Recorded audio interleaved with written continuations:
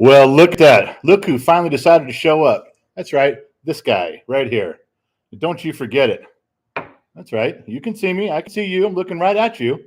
Come on now. There's only 16 people in here. Fuck it. I'm drinking. Who's drinking with me? Paradise Arms. Let's get this drive started. That's what he said right there. He's been drinking a long time. Come on now. Come on. Ready? Do you know what this is? This is the city the fuck. It's from Alley in Boston. I got it a long time ago. It's from a moderator. So we going? What's up, extras? Not look who's back. Niners Forever showed up. Peter Pete. Yeah, you got to pay for me to answer questions. You know that, motherfucker. All right, so here we go. We got 83 people. Is that enough to start drinking? Look at everybody. Two Bears falling in line. Mason, Lex, Taylor, Noah, Burnout Count. Holy shit, motherfucking that. You know I'm never going to keep up with that motherfucking shit. No. Way too much. Way too fast. It's just burning up. There is so much there I can't even keep up, and I got the slow thing on too. I'm telling you, I do. Slow mode is on. That's just a ton of people. All right, look, there's no possible way I can read all this. It's going to be light reading after the live stream's over. So can everybody slow down for 1 second? We'll all say good evening, good afternoon, good evening, and good night together. Can we do that? Can we start with a drink? Don't make me drink later. Make me drink now. Right now is when you want to start, all right? Everybody raise a glass. Somebody say cheers. The first person who says cheers, and I'm drinking. First person, just waiting for somebody. There we go. Chris. Chris says cheers. Time to go.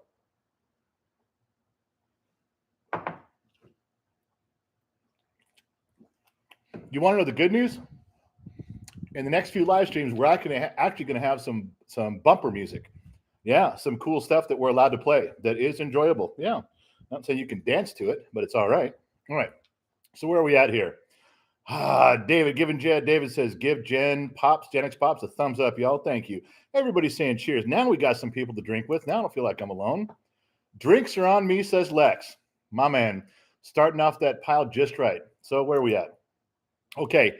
So this was the one. I'm telling you right now, the two moderators. We got two moderators tonight. We got beautiful Allie from Boston. Sorry, Quincy. And she will be moderating. And Gen Z Kid is right across the table from me on a laptop, and he is also moderating. I'm telling you right now, anybody that gives us any shit, just don't give them a chance. Don't put them in a timeout. Just fucking bounce them. Get them out. Because there's so many legitimate people in here that want to have a question that aren't going to fuck around like that. Just get rid of the assholes. The 12-year-olds that trick you into saying all these words and we play with them. Just get rid of them. I don't even want to hear them tonight, okay? Tonight's the one night I don't want to fuck around with 12-year-olds. I just want to talk to adults, hang out, and have a good time, all right? And the point of all this is that Gen X mom is 100 and some miles away. She literally can do nothing right now. She has no control over the situation. So it's just you guys and me. And the more I drink, it's whatever we want to talk about. There's going to be no rules tonight. I do have some things to bring up that I think are funny. Hold on. Matthew Lambert dropped in. Matthew Lambert dropped a $5 bill. No shots needed. Just saying hello, buddy. My man. Thank you for that. Thank you very much for that. You missed some guy. He sent $5 saying drinks on me from Lex. I did that one. I talked about Lex already. My bad. Sorry. I got you. Good moderating. That's a great moderator. Thanks. Lost Boys dropped a buck. Thank you. That's going in the fund. Intel Wilds. Why so early? I'm still working and you can't drink with you. What do you want me to Intel? You want me to shut it all down and come back in a few hours? Should we just rendezvous in a little bit for you so you can hang out too? Can't you pretend to drink? Don't you know how to drink on the job? I mean, depending on what you do, there's 100 ways to hide alcohol in what you're really drinking. And I can't even believe I have to tell you this. There's 15-year-olds that know the answer to this stuff. Okay, so hey, look at Fried said, hello, Gen Z Kid. Up church. Oh, hell, look out, Allie in the house. No shit. These two will close you out. There's probably not two finer moderators on the planet than these two. That's the truth, and you know that. Okay, so Marvelous Miss Miranda, back to back, baby. I don't know if I'm ready for that yet, sweetheart. You gotta give me a minute. You gotta let me warm up to back to backs. I know I got two hands and I got two glasses, but whoa. So, all right. So there's a couple things. Bottoms up, Genesis, Michael Higgin, AA Ron. Anyone crying needs to go. Thank you. That's what I'm saying. If you're a crybaby, you got to go. Just get the fuck out of here. We don't need you here. All right. So, yeah, boy, did I get lit up with emails today about the Durham report, and it was. I don't know, man. You know, I always have a way of talking. The things that pop into my head are backwards.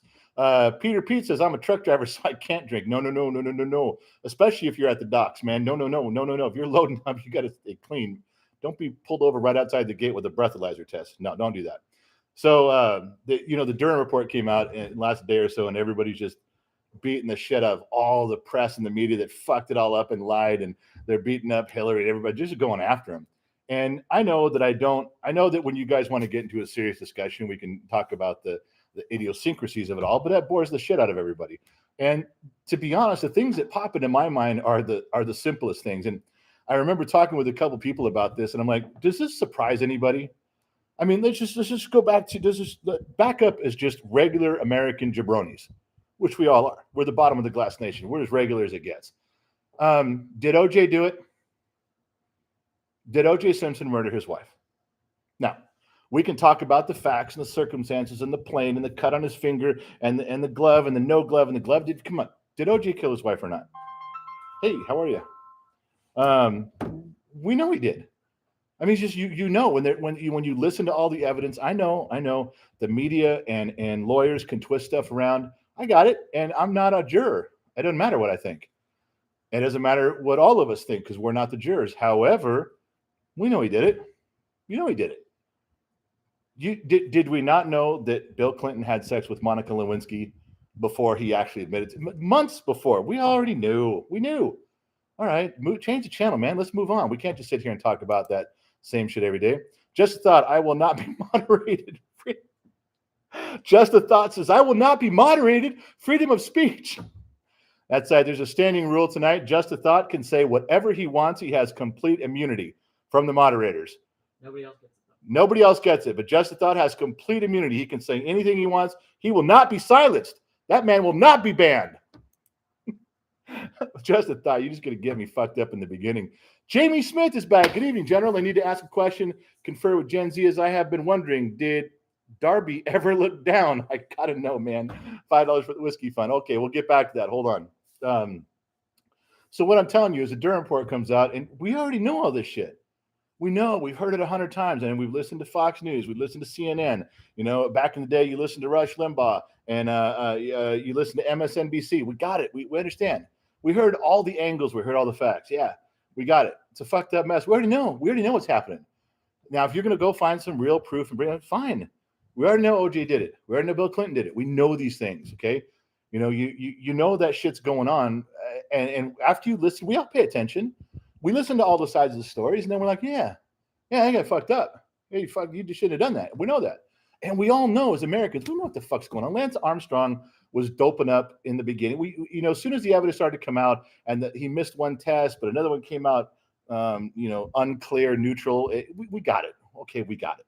We knew what he was doing. We all knew. Everybody knew. This isn't a surprise. It's not a big deal. We got it. We knew what the Durham. We know what the next Durham report's going to say. We know the next filing that dude's going to get into. We already know. We know. Or knows you fucked up. We know they did. They spied on Trump. They did a bunch of bad shit. Gotcha. It doesn't much what you think about Trump. If you don't like him, don't like him. If you like him, like him. But he didn't do all the shit they say he did. And that was all just crying wolf and made up bullshit and unprecedented. Fuck it. We already know. That's my more nuts and bolts conversation. Like, fuck, we already know. Go ahead, prosecute somebody and put somebody in jail. No one's ever going to jail. Look what happened in 2008 with the housing collapse. Now, don't think for a second that I knew that was coming. I did not know that was coming. I should have known that was coming, but I did not. I did not. I got blindsided by that. But when you look back, did anybody go to jail? One guy. So no one's going to go to jail over this shit. It's all going to get washed under the bridge. It's a bunch of fucked up mess. But I'm glad they're bringing it up. I'm glad that they're going to have some proof to go along with all the shit we already know. Great. But we already know. So when people start talking about the Durham report, they're like, well, there's facts. You can't believe that fact. It was from this guy. And this guy said it was from that. Fuck, who cares? We already know. So do you. You already know. All right, moving on. Jamie, did Darby ever look down?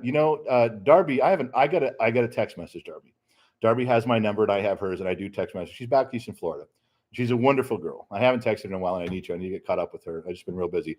But that look down Darby moment was one of the funniest things.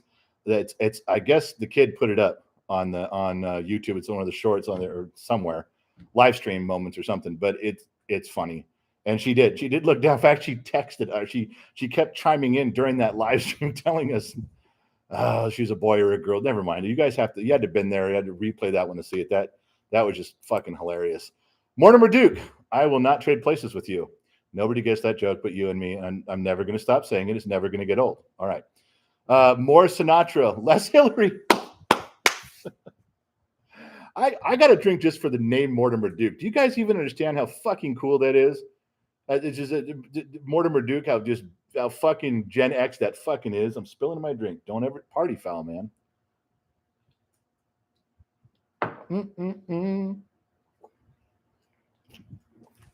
And you know what else? I'm not gonna tell you. Not gonna tell you. Who am I missing here? That was Mortimer Duke. Austin Carr. I know it's not much, but here's to help get you that Cobra, bud. All right. Do you want to start an AC Cobra fund? Let's see. If we're going to get a replica, which like a factory 5, we're still going to need $80,000. Well, thanks to Austin, we have our first 10. Austin, we're going to start an AC Cobra fund. And I'll tell you what, I'll match whatever goes in the AC Cobra fund. I can match $10. I promise. My man, Austin, thinking out front, man. I like that. I do. You're thinking of me. Did anybody fucking read the look? Never mind.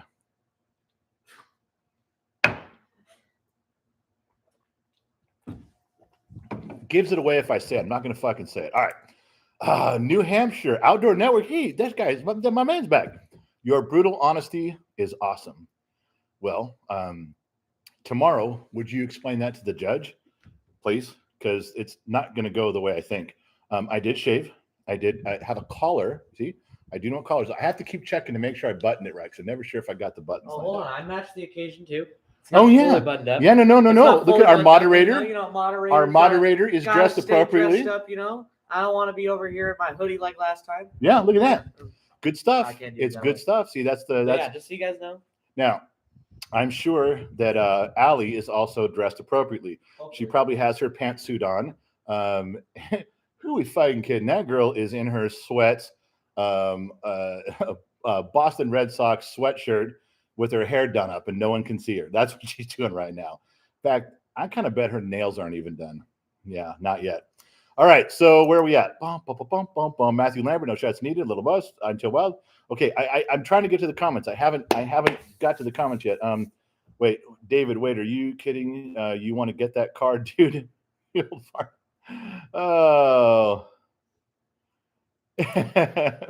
David, yeah, I'm never gonna get the car. We're just fucking around, David. I'm not starting a fund to buy me a car, dude. Let's face it.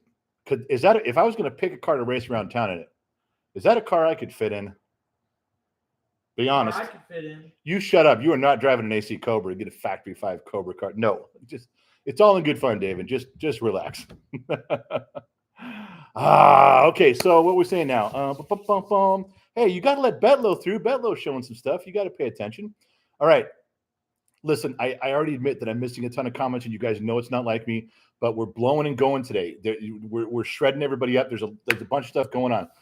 We covered the Durham stuff. What else was on the fucking news that you guys were bugging me about? I got emails out the ass today about stuff. Oh, now I'm going to fuck up his name. Oh, I will tell you one thing. Do you guys remember the dude at IGH Properties? Is it IGH? Yeah, IGH Properties. He always drops like a half a C note or a C note for the kid doing stuff. He actually emailed me today. And I'm going to tell you the context of the email and how classy this guy is. He was like, I'm sending you an email, so you don't got to shout me out in the live. You don't got to say anything. Just thought to let you know this is where I work. This is what I do. This is what I manage and how I help. And if I got a couple extra bucks and it can help your kid, I'm in. He did not do that in here. He does not promote his business in here. He isn't putting up links to his shit in here. The dude was class, total fucking class. He just, because I asked him about his stuff, and I said, please email me, and he did. In fact, he emailed all of us. It wasn't just to me. It was to the kid and Gen X mom, just to make sure we got it. That's fucking class. The dude drops some cash, and when I asked him to email, he didn't promote his business, didn't say shit. Now, you got to you get a guy, we have assholes in here who've been here a long time that are full of self-promotion, full of fucking Two-Bear. That motherfucker, he comes in here drunk every night. He kicks in the door, demands to be heard, floods the message board, hacks in and takes over the live stream, and he makes twobeardrinkingfun.com, and then all of the donations that go to the kid now go to Two Bear, and that motherfucker's going to be drunk the rest of his life. Now, I love Two Bear, but boy, self-promotion. If there ever was a guy, let me tell you, he is the Jim Carrey of this show. He is the self-promoter, overacting, digging it in guy. Two Bear. Yeah, you didn't think so, did you? No. I love that guy, but I'm telling you, he's the man. Self-promoter. Something bleeped. Hold on. No, I'm not going for that. That's the fucking kid, isn't it? Oh, no, it's not. That 80s gig, $10. Okay, what's with the little dudes, why is there a blue pear? It's a pear, right? It fucking looks like an Indian with super sticker. Oh, it's a super sticker? Is that what that is? It's like a super chat, but instead of saying a chat, you chose a sticker. Ah, okay. All right. I'm learning as I go here. Thank you very much. What did I miss on the boards? There's got to be something in here. Jose, I'm not saying that word. You need to try to hide it. You just put in capital letters. Two Bear kicks in the door. You know, I haven't met Two Bear in life. I'm going to meet Two Bear soon. I'm going down his way for a car show. And I just make that joke about it. And I step on my dick all the time. And I might have just with Two Bear. I said, he comes up, he's drunk, and he kicks in the door. Now, I know he drinks, so I'm not fucking that part up, right? But what if he's handicapped? What if he's in a wheelchair? And I start running my mouth about how Two Bear kicks in the door and he can't kick because he's a paraplegic. Now, am I not the horse's ass? Not that you guys remember that perfect impression or where it came from. In fact, anybody who can tell me where that impression came from, where that line in that movie came from, well, don't I just feel like the horse's ass? You tell me where that come from, I will send you something in the mail right now. Tell me in here. First one in here, I'll scroll down. First one who says what movie that's from and who said it, I will say it. Scott Woods, Evening General, fall in line. Come on now. Anybody? Come on. Shout out from New Braunfels, Texas. Extra Texas, please, with no E. Now that's my man. Frank Sullivan, chat is on fire. Richard Martinez, Blues Brothers. No, that's not right. Hey, Kevin C., A Few Good Men. He is correct. Not Tin Cup, not Black Sheep, not John Wayne, not Kurt Russell. Jesus Christ. Do you guys watch movies at all?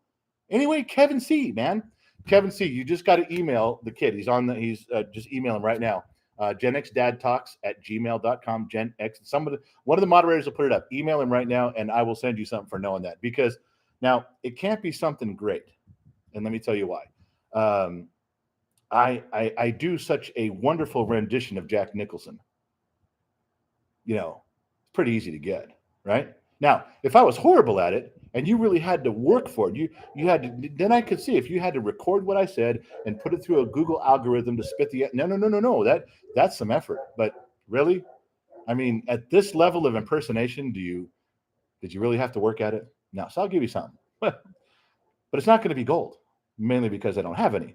But even if I did, I couldn't give it to you for that impression because that particular impression, come on now, that was easy. All right. Someone wrote Black Sheep with Chris Farley. Batman Joker. My God. Look at you guys. Fuck, you guys are just killing it out here with all the wrong answers. If there was ever a group of people that were more fucked up and wrong, I've never met them. I've never met them. And I'm quasi leading this outfit. What the fuck is wrong with me? I tell you. All right, look. We're still pounding down the green label. Ladies and gentlemen, boys and girls, for your dancing and listening pleasure, we will all now listen to what Green Label Jack Daniel's sounds like when it is poured from a bottle into a glass.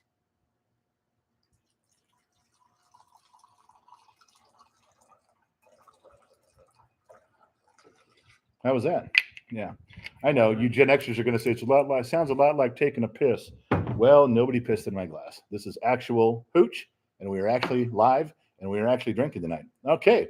Jacob Smith, $5. Would you please tell us a cool ass story about someone you met in your past while we drink?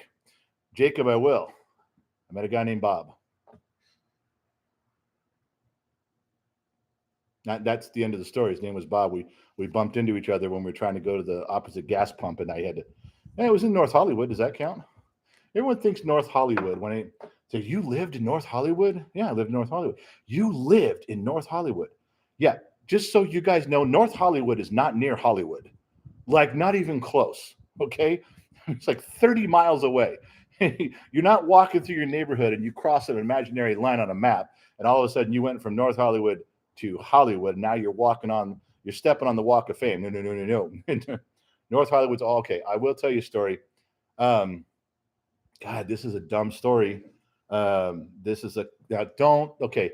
Here we're at 329 viewers. I'm going to tell you there is a peripheral story that has to do with religion on this, and I am not trying to cram religion down anybody's throat.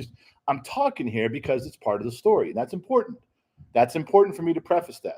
It's the lawyers have told me that you had to preface everything with 16 paragraphs of this isn't my fault, and if you interpret it wrong, then fuck you. So just imagine that I've told you all that. All right. So hang on. What's the other one here? Jacob Smith, we got that one. NW Justice Project. I really like what you had to say about standing up for the pledge.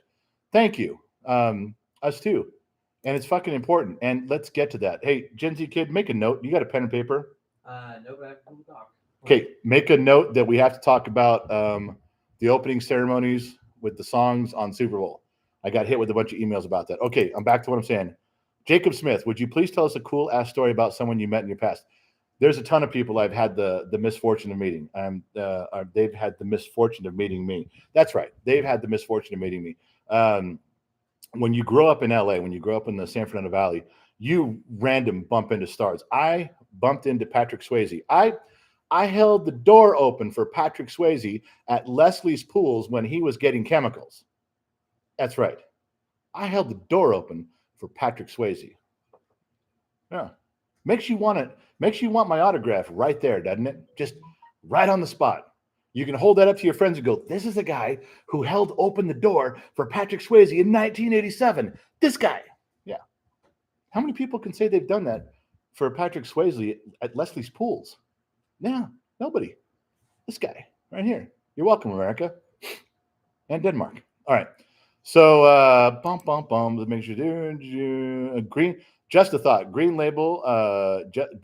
Green label sounds healthy. I'd stick to black. Hey, Bob, me too. I ran into him. Nice guy. Yeah. See, is this the eco-friendly version of Jack? Yeah, this is the this is the eco-friendly. This is my way of supporting the green movement, if you will. That is correct. Jacob, we're never gonna get your fucking story. All right, so real quick. I've always been semi-fascinated with certain aspects of the Bible. I have read the Bible. I grew up as a Christian believing the Bible. And so there's a lot of things, especially Revelation. Now we're talking about Revelation.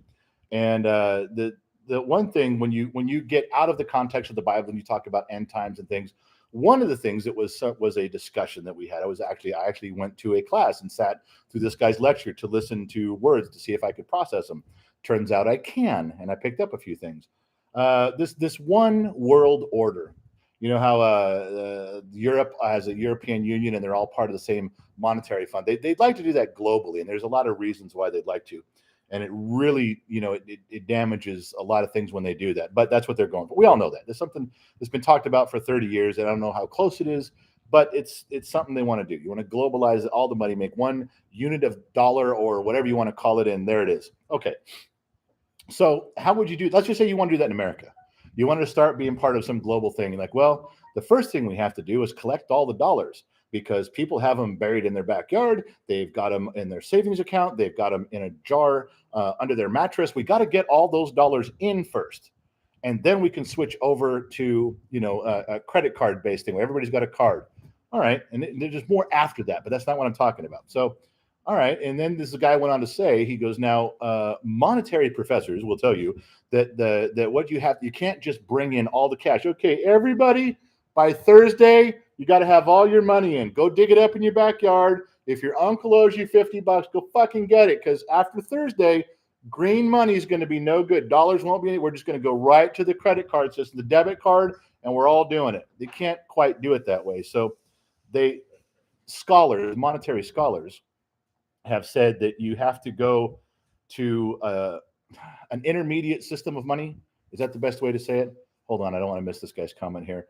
A-Rod, the live events are more helpful than the wizard at the VA. Thank you, gentlemen, the San Fernando Valley in the house. My man, thank you. Doesn't Scripture say times say end times will be 10 kingdoms. Yeah, you're getting into something. I'm not talking about scripture. I'm just talking about this one little slice of my life. Please, just one little slice, because they asked the question. One slice. Okay. Tonight, I'm sorry, but you guys have to love me in slices, because that's all I can give you. I can't be on till 4. Well, I could be on till 4 in the morning, but I'm not going to be on till 4 in the morning. So let me finish my story. So monetary scholars tell you that if you're going to collect all the green money, you have to have an intermediate type of money that's only for a certain, like everybody on next year and June 1st, you got to turn in your green shit. And we're going to replace it with multicolored money that you can't possibly replicate, counterfeit, duplicate. Can't do it. It'll be, we're only going to have it out there for a short time. So by the time you guys figure out how to make more of it, not going to happen. So then we go to the card system. That was always what was preached to me. I don't remember why. I'm loosely translating what I remember from the class I went to. But there had to be this money in between. That you turn in the green money, get to this rainbow money, and then you move on. So I didn't think much of it. I thought, all right, I get the premise of that. I don't know how accurate it is, but I get the premise. All right. So I remember one day, it was 1986, and I was actually took my girlfriend's car. She had a 1977 brown Ford Granada, and I took it up to get gas for her. She just, here's some money, go up to the store. It gets AM PM. I was on the corner of Roscoe Boulevard and Laurel Canyon, and there was an AM PM on the corner. I don't know if there still is, but there was. And I went to pump the gas, and what I thought at the time was a homeless guy. And he walked up to me, and he was short, and by short, he was shorter than me. Anybody shorter than me is short. Anybody taller than me is just too fucking tall. Something wrong with you. You're a giant. You're weird. If you're taller than me, you're weird. If you're shorter than me, you're weird. Everybody's got to be my height. Period.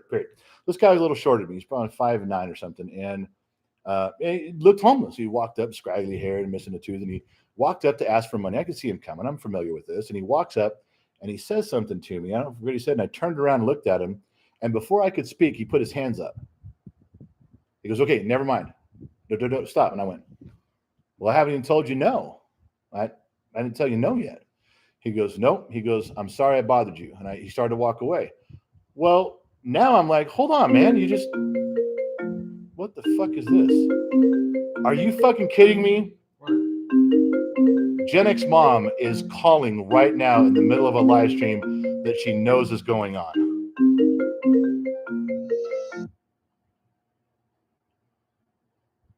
I can't believe she did that. Right in the middle of my fucking story. Scared the crap out of me because it came up on my end. Yeah, it's weird. Okay, so this guy, if she calls back, I'll click the right button. I fucked up and I pressed the wrong button. Gen X mom, if you're watching, I pressed the wrong button. Call me back. I'll answer on my phone this time. Apologies. I know you're 100 miles away. You can't do shit, so you better just... Someone said voicemailer. Yeah, she called you. Now you voicemail her, okay? Okay. So, anyway, so now this guy just walks away. I'm like, oh, dude, hold on. What, you started asking me for, he didn't want to talk. I said, whoa, wait a second, man. Now I'm pumping the gas. And I said, come here. I said, what? Now I'm kind of insulted. You don't want, I don't get to hear your pitch for money? He goes, nope. He goes, I took one look at you and I know you're a believer and I don't want to bother you. Now, my spider senses are tingling at this point. I'm going, nah, this is a con and I'm on level 2, but I'll play along for a minute. And I just asked him, I said, you're not going to ask me for money? He goes, no. He goes, I said, what's your name? He goes, they call me Waters. Now I'm on level 3 of this con and I'm sucked in a little deeper. And I said, you don't want any money. And they call you Waters. He goes, nope. He goes, do you believe in the second coming of Christ? I said, well, yeah, yes, absolutely. He says, all right, I want you to know, I'm going to give you a message that I'm leaving. I don't want any of your money. I said, okay, now I'm on level 4 of this mess because now he's told me a bunch of times he doesn't want my money. He's just going to give me a message for free and leave, which is the ultimate hook for let me give you some of my money. All right. And he says, the end times are closer than you think. Now, that's a generic statement. I said, okay, hold on. It's 1986 or so. So how close? Now, if you go back to the beginning of time, not the beginning of time, sorry, apologies. Go back to the year 0. If we're starting at year 0 and we're at year 1986, am I in the last 100 years? Because if I'm in the last 100 years, I may not even know anyway, right? I don't even know. But if I'm in the last 2 years, I want to fucking know right now. Right fucking now, I want to know. He says, you're just a lot closer than you think. And I said, and he started to walk away. Now, this time, I don't know if the hook was in me really fucking deep, but I went after, keys in my car filling up with gas, and I'm going across the parking lot after this guy. And I grabbed him. I said, look, I'm not mad. I'm not going to hurt you. But what the fuck, man? Now you got my head spinning. I said, prove to me this isn't fucking bullshit. He goes, I can only give you a clue that will not be proof right now. And I go, that ain't going to cut it for me. Waters, that ain't going to cut it for me. He goes, rainbow money is the next thing. Now, my jaw dropped up. How the fuck would that guy know that I had just gone to a seminar or a class, whatever you want to call it, on that? How would he fucking know that? He was nowhere around the class. No way. I'd have known that dude. I'd seen that guy coming. I'd have known that. So he says that to me. That's what he says. I didn't give him any money. So whatever level in the con we got up to, fuck that guy. I won. He lost. I'm on my way. So I immediately go back to my girlfriend's house where I'm living at the time. I tell my girlfriend, I tell her mom's story, and I'm like, the dude just came out of nowhere. And we talked about the whole thing. The very next day, there was a commercial on TV. Just watching TV. We had a TV. She had a TV. They had a TV. I say we because I was there. I wasn't in my TV. With my house, nothing was there. They had a TV kind of up on the wall at the time. It was not like we have flat screens. I mean, you were happy to have a 27-inch color TV. If you had that, you were rich. And it was up on a kind of a shelf and pointing down a little bit. And just watching TV, the screen goes black. Commercial. The next commercial that comes on is just a black screen. A little white logo shows up and says rainbow money coming soon. I fucking lost my goddamn mind. Lost my fucking mind. Off and on, I spent the next 2 years looking for that motherfucker. Every time I was near that AM, PM, every time I was walking around, I never saw a commercial about it ever again. I've never heard anything about it ever again. Nothing. Not a fucking thing. But that happened at that time. And at that point in my life, oh, look at that. Gen X mom, tried calling you on Telegram. Must be busy. Just wanted to hear your voice. Yeah. She can tune into the live stream. She text her back and let her know she can watch the live stream. She wants to hear my voice. I do have a rather appealing voice. Just ask me. I'll tell you. Waters, rainbow money. That shit happened. When you ask me to tell you something that happened, that I meet anybody, I know you wanted a celebrity story, but I'm telling you, that's something. It wasn't a celebrity. It was better than Bob. Waters happened. True story. Oh, I forgot one thing. After I ran back because he was kept trying to walk. I ran back to the car, finished pumping the gas, got in the car, drove right around to where he was supposed to fucking be, and I couldn't find him. He was gone. Yeah, forgot that part. Motherfucker was gone. Yeah, true story. True, it's a story. Happened. Okay. Let me back up because I'm fucking up the screen right here. You know what? I'm not even getting to the individual shit. I'm trying, you guys. But tonight's a different night. Okay. Amanda G and Bob didn't pay child support. I just said I met Bob. It was just a fucking. You guys are gonna spend this whole story around this guy named Bob that we didn't. Amanda. Hey, did you get IGH project? You're stirring. No, it's on my screen. You guys are stirring the fucking pot. I'm not doing it. I didn't do it this time. You guys are fucking doing it. You know it. Okay, Jacob, we tell a story. I did. Jacob, does that count? Was that $5 well spent, my friend? You're welcome, America. Now you guys all know about Waters and Denmark. And we have Amanda, and we have NW Justice Project. I really like what you had to say about standing up for the pledge. You know, I said that earlier. So that's twice. You're welcome. I like it too. Green Label sounds good from Just a Thought. We got that one. David just dropped the $2 bill. He's got the little Gen Z kid. What are those things called again? When you send a little picture of something moving? Stickers. Got little fist bump stickers. My man, David. Thank you. A-Rod, the live events are more helpful. We got that one from San Fernando Valley. SFV, baby. 818 in the house. Clover. Oh shit. Hold on. Jumped. I'm trying to get to it. God damn it. I'm fucking this whole thing up right now. I'm trying really bad to get to everything. America, you and your done are you. America says you and your done are. Now you're making us look bad as a country. You come in here with the name America. You've been here before. You've done this before. Don't act like it's your first time. You and your done are awesome.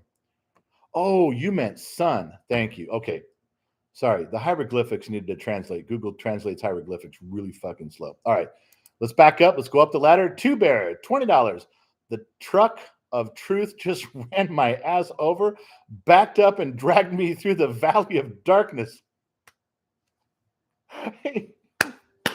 You are in true form. Keep it up. I'm sorry, Two Bear. If that's just not that. You know what do Gen Xers always say? You fucking threw me under the bus and ran me over. You fucking threw him under the bus, ran him over, and dragged him through the valley of darkness. Okay, Two Bear, I didn't do that. I am not driving that fucking bus. I just brought it up. Okay, if you're laying down crosswise drinking on the highway to hell, what do you want? You laying down on the highway to hell, you're going to get run over, baby. That's how it's going to happen. Where do you need to be? Where do we all need to be? Not on the highway to hell. You need to be on the stairway to heaven. And you will not get run over by a truck. But when you're on the highway to hell, motherfucker, you're going down. It's going to hurt.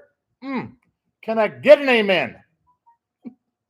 I've always wanted to say that in front of people. I always want to be in a stage where you can just run out and go, can I get an amen? And hopefully don't leave you hanging, because there's nothing worse than a redneck hillbilly white boy running out in the middle of a Southern Baptist church yelling that, and nobody doing anything. Good Lord.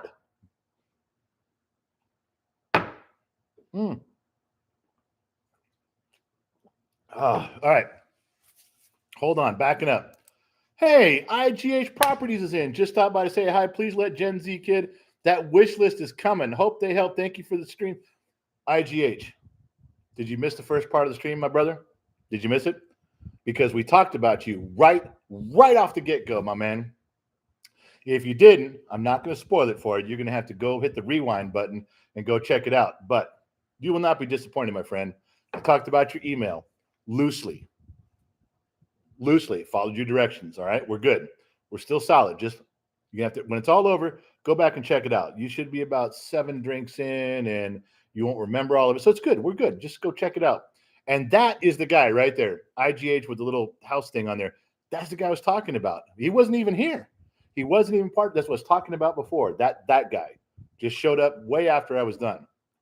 Did I not use the word class? I did use the word class. Well, there's why. Steve Harloa.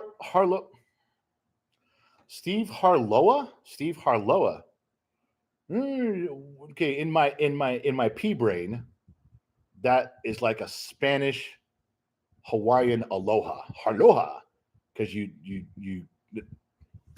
I know, Gen X, we put stuff together at street level, nuts and bolts, man. When you say shit pops into our head. It may not be anything what you're talking about, but I promise you it's what we're thinking. All right. Steve Harloha. I'm fucking that up. Steve, how you doing? Just found this channel today. Glad I did. Much love. Hey, he is from, see, look, aloha from Honolulu, Hawaii. Did you America today? I did. See, Dad, see, I didn't even read his paragraph. I fucking called it, man. I called it. I nailed that one. Can I hang up and be done now? Can we just hang up? We're done. We can go, right? Because that it doesn't get better than that. Right there. That was my moment. You know, we're not? Okay. You guys still want to? Okay. All right, we're still here. Okay. Dylan Detler, $10. Dylan didn't say where it's going, so thank you, because it's going in the whiskey fund. As soon as you do that, you know where that's going. Okay. Look at all the rainbows on this. If I scroll up, there's all these rainbows. You guys got into the story. I told you it's a real thing. It's a real story. All right. Where am I at? I'm scrolling, man. I'm sorry. I'm scrolling like a mad dog. Okay. Rams repent. See, I got the revelation. Revelation. Got the fucking revelation thing in my head, and now I read Rams repent, and it's Rams repeat. No, they got a lot of things to go over that before they can repeat, and you guys know that. The Adjuster, Gen X Dad, glad you finally went aboard your son's channel. Now about that warranty. How come no one banned that motherfucker? Just taking up my goddamn It was time. funny. I'm kidding. Don't get rid of that guy. He's cool. Les Cavana, $20, please. Another story. No, like, did nobody? I didn't read the comments. Maybe you guys have already addressed this. Maybe you have. Did nobody fucking read the intro to tonight's live stream? Did nobody catch on to what I said about the stories? Yeah. All right. Here's one for you. Guilty about the stories. Guilty with the stories. It's a line from a movie. Not a main character. Guilty as charged with the stories. The guy says it's a complete douche in the movie, but it was part of the movie. Anybody know what that is? Anybody? Bueller? Bueller? Bueller? Nobody knows what that was? All right. We'll see what happens. Andre, great talk as always. Hi from Brazil. Hey, look at all that from Brazil, my man. All right. Lex, I'm not telling you no. Just kind of sidetracked. We'll get to it. David, $10.55. He gave me $10.55 for the subway back in 1974. Gen X Dad, you got to admit it and quit it. The BS. You got to admit it and quit the BS. The youngest son is always the best one. I mean, you got to admit it. He's got you with 400 live. He's a star. It's organic because you. Okay, David, what why are you fucking up my mojo, man? What are you doing that for? You come in here talking about the kid. You dropped the $10.55 on the kid. First of all, don't give him money. Okay, don't do that. Don't ever tell him he's doing a good job. Okay, I know how to parent. And all you do from the moment they wake up till the moment they go to bed is you beat them over the head with a club, and they turn out to be great people. Yeah, a little lumpy around certain parts of the noggin, but it's okay. They turn out to be good people because they don't have a choice. Yeah. The first compliment any stranger gives them, they relish it. They worship it. They do a good job at work. See? I'm preparing them for the world. David, you're fucking the whole thing up, man. You really are. Don't talk nice. The only thing worse you guys can do, and thank God. Now, when I say it, you guys can't say it because I brought it up first. Okay, you can't talk about it. Was the other thing you guys don't do? Hey, hold on. Oh, he wasn't first. Maybe he was first. Okay, hold on. Is don't talk about Gen X mom and her spaghetti. I won't hear it. There's a small sect of inside joke. You can't talk about it now. I already brought it up. No. Now you just look stupid if you bring it up. But I'm telling David, don't talk nice about Gen Z kid. We don't talk about mom's spaghetti. Leave those off the table, and we can be friends. That's right. That's right. Here's to you. He's the first person in my. I'm scrolling up. Yep. He was the first one. Step Brothers. That was a fucking hard pull. Here's to you. That was a tough pull. That was not something you could just Google and get. And I could not do the imitation correctly. Here's to you. I want you to email us here at the program, genxdadtalks@gmail.com. And one of our lovely operators will take your email. Make sure you got your address. Put your address in it. We're going to send you a little something because you had to pull that one out of your ass. That was not an easy one. Thank you for doing that. Here's to you. Here's to you. All right. I'm behind on this, my shit up here. Where am I at? And Dylan again. Dylan Detler, $10. Hey, I've been waiting to ask your thoughts from a true Gen X. Okay. Boy, it's not like putting me on the spot with that opening. I'm waiting to hear your thoughts from a true Gen X. That means I got to set all the bullshit aside, all the lies aside, all the stories aside, and I got to try to be honest. Let me get in character for a minute. I read a book on being honest. I know what it looks like. Be honest. Got to be honest. Okay. All right. Here we go. Hang on a second. Ready? Go ahead with your question. Please proceed. I've been waiting to ask a question on your thoughts from a true Gen X. This is Dylan Detler. How do you feel about a poncho in a Silverado truck is an 83 engine and transmission is a 67 400 TH 400? What? Read it again. Maybe I fucked it up. How do you feel about a poncho in a Silverado truck? It's an 83 engine and trans. Is a 67 400. Okay, Dylan, you can't put a 67 engine and trans in an 83. It's not going to pass emissions. That's number one. Number two, in the 80s, anything you keep from the 80s, believe me when I tell you, every car manufacturer was trying to figure out computers and 12-volt electrical. The fuckers had wiring everywhere, and nobody knew what the fuck they were doing. Nobody did. Everybody was equally fucked up. Ford, GM, Dodge, Mercedes, everybody was a complete fucktard mess. All of it. Yeah. So, Dylan, I'm glad you waited for a true Gen Xer. I propose you should have asked a custom auto mechanic, a guy who builds custom shit.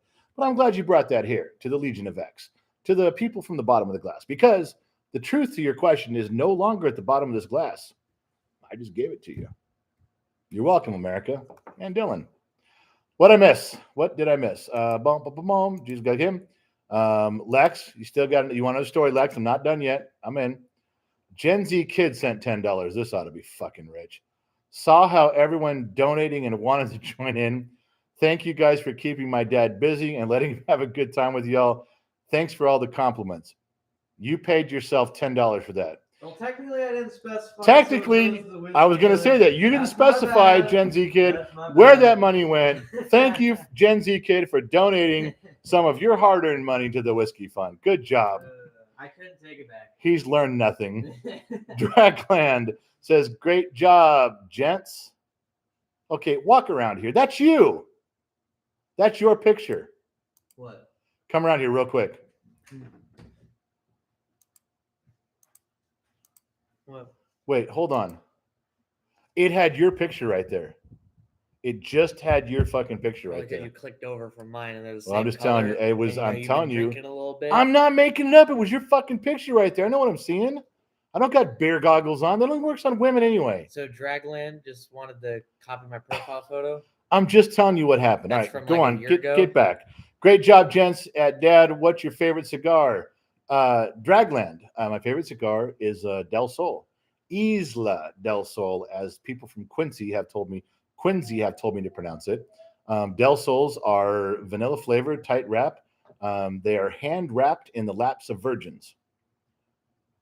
Women virgins, I'm hoping. They didn't really say on the box, but it just says that virgins wrap these cigars. So I had to make a little bit of an assumption. So yeah, no, I didn't.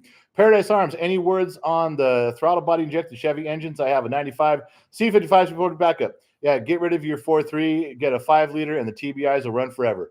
Promise you. They'll outlive all of us. JT, what's the worst mechanical job you've ever done?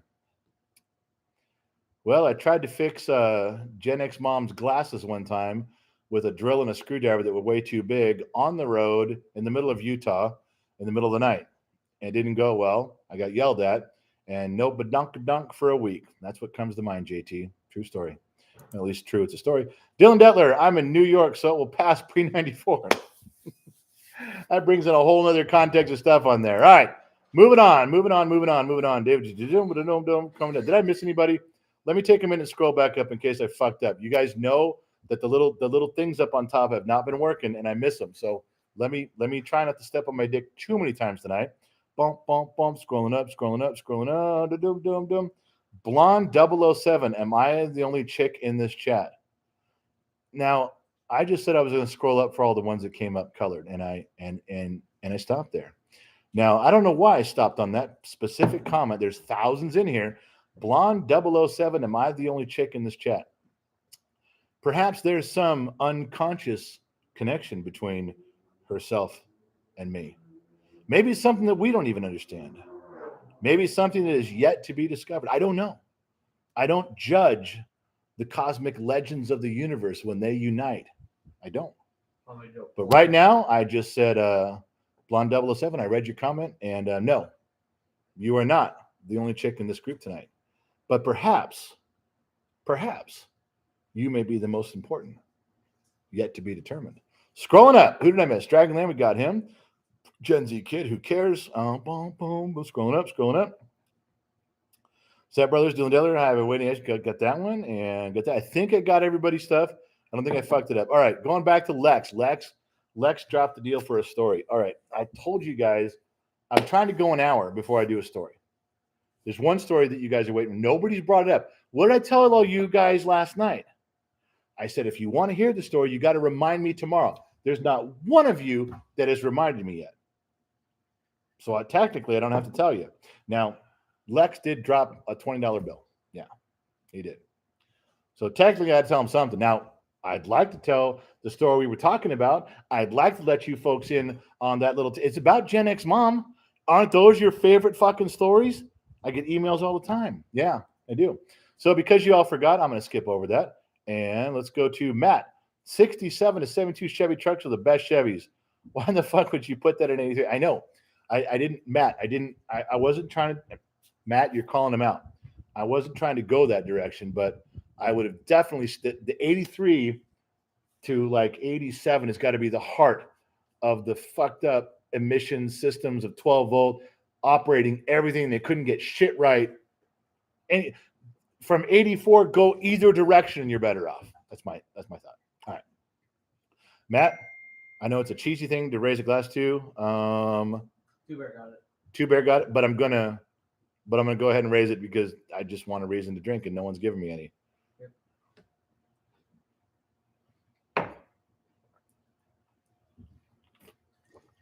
Good stuff. All right. We're rolling. Keep them doggies rolling. Rawhide. Yes. You guys know what movie that's from. Okay, Matt. Okay, you guys are talking back and forth to each other. Dylan, I'm good. Dylan, you don't got to spend any money to talk to the other dudes in here. They'll talk back and forth and they may bust your balls about shit, but we're all on the same page, man. Okay, we are. Let's go. Steve's back. Steve, hello. You guys are awesome. I'm 46-year-old dad from Detroit, Michigan. Moved to Hawaii 13 years ago. Life is great. Last name's Harla plus Aloha is Harloha. All right. Now, all we have to learn from this dude is that he's some sort of Spanish descent. And if he is, then I'm fucking right. And I nailed it right out of the gate, man. If I nailed it right out of the fucking gate, then we're on fire. That's the host you want. All right. No psychological nudity here. Straightforward. If I nailed that, I might have. We don't know yet. Cameron Pacheco, Mr. X. Ooh, I think I've ever been called Mr. X.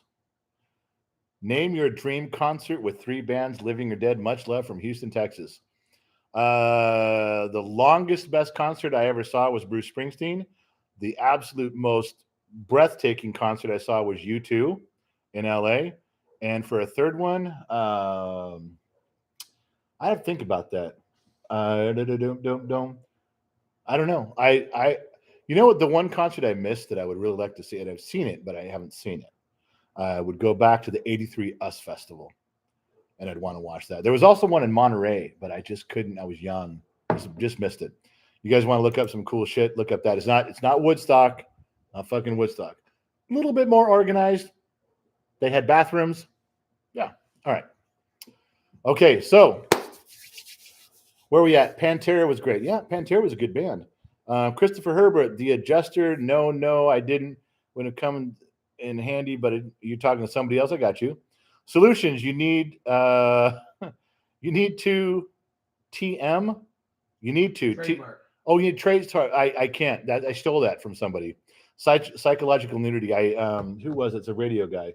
Big radio guy back east, a Jewish guy, AM Talk Radio. He talks about psychological nudity. I listen, I can't trademark anything. Everything I'm telling you is stolen, plagiarized material. Even if it hasn't happened yet. What I learned today is I'm pre-plagiarizing it if I'm saying it before someone famous uses it. Yeah, that's a term. Gen Z Kid and I, we came up with that today, like 4 hours ago. What was the whole story? Okay, well, now it's my turn to hop on the live stream. I'm being promoted from moderator to streamer. The live stream moderator is coming in. Okay, how do we get to? So how do we get here? So Gen X Dad and I Yeah. got chess.com and we signed in with our stuff. And Yeah. we're thinking about doing some stuff Yeah. here. And we were playing chess.com, and I was realizing, hey, you know the opening I always use where I move my pawns and then I move my knights? Yeah, he's got this same thing he does every time. Yeah. Right out of the movie The Last Castle. What's the theme of the movie The Last Castle with Robert Are you Redford? asking me or them? I'll ask you. Oh, it's first three moves. If you play chess, first three moves are always the same. Always the same. So I do a variety of them, but my most favorite one is where I move the pawns that are in front of my king and queen, and then move my knights, and then move my knights out and bishops, and move my pawns out. It's a nice counter attack to control the middle. Yeah. And I realized, but it's from somebody. That's from somebody, and Yeah. I didn't know. I thought I made that up. No. But somebody else did. They Yeah. pre-plagiarized me. So what he's telling you is it from me this chess before I made it. This chess mathematician who's been doing this move has named this move after himself. Really was plagiarizing from him, even though he did it first. Mhm. He pre-plagiarized it. Pre-plagiarized it. Because he did it before he was born, and that's total bullshit. You're not allowed to do that. He did it before he was born. That's a long time. He that motherfucker's really down long for time. some plagiarizing, isn't he? I'm getting demoted again. Yeah, get out. Can I Okay, speak? no, get out. Bye. So anyway, what we're trying to tell you is there is a thing called pre-plagiarizing. We learned about it today in chess moves. That motherfucker stole Gen Z kids' chess moves 40 years before he was born. He pre-plagiarized it. Now, I'm letting you know in the context of this is that everything I'm telling you is stolen. Okay, all I do all day long is I rewind Sanford and Son and the Waltons, and I write down everything I can possibly say. I listen to some old movies from the 20s and 30s and 40s, and so I can sound like a gangster when needed. And then I present them to you as my own. And if you call me on it, I will have to admit that everything is stolen. Nothing is original thought. I've never told you anything that has ever been mine. Not once. Yeah, it's true. I know that's disappointing, but that is the reality of the show. Okay, moving along. So that's why we can't do psychological nudity. It's someone else's. That was a long walk to get to the end of that pier, wasn't it? Matt Slazy, $5. I'd like to see some more videos of you explaining and showing your builds in the shop. You know, there was a day when that was an angle that was to be played. That was one that the kid said, well, would you be willing to do this? I hate his fucking ambush videos. And I've been angry have you guys seen a recent ambush video? Nope. Not in 4 or 5 days. Because when he approaches me with that camera, I fire off a warning shot. That usually sends him the other direction. I'm not doing it right now. I don't fucking care if it damages his brand or his channel or he doesn't get his followers on TikTok. I don't give a shit. When I can't fucking do those things. I don't like it. This I dig, man. It's like we're hanging out around a fire pit, man. We're drinking and talking in a bar. You're telling me stuff. I'm telling you stuff. I dig this shit. I'm fucking cool here. You're such an idiot. He fucking dropped his water, ice everywhere. Fucking moron. That's a big party foul. But so what I'm telling you is that there was a time when did you know his channel wasn't always called Gen X Talks? No. If you look at his original TikTok videos way back in the day, they were called Time with My Dad because he wasn't really getting anywhere with Gen X Talks. And he thought, well, then maybe I could follow you around in the garage. And when we do some woodworking, when we build a motor or something, then I could follow you around. We could film that. I was like, well, I don't. And first of all, let me tell you, I think that's a dumb idea because there's way better fucking motor builders than me. There is. There's way more exciting shit to watch than me. There's dudes who build birdhouses better than I'm going to build a birdhouse. There's dudes that are going to build small block Chevys better than I'm building a small block Chevy. Why? They've got more money and time. Let me give you an example. I will give you a silly example that everyone will understand. Doesn't matter if you understand motors or not, okay? Part of an engine is called the cylinder heads, and they go on top. That's all you need to know.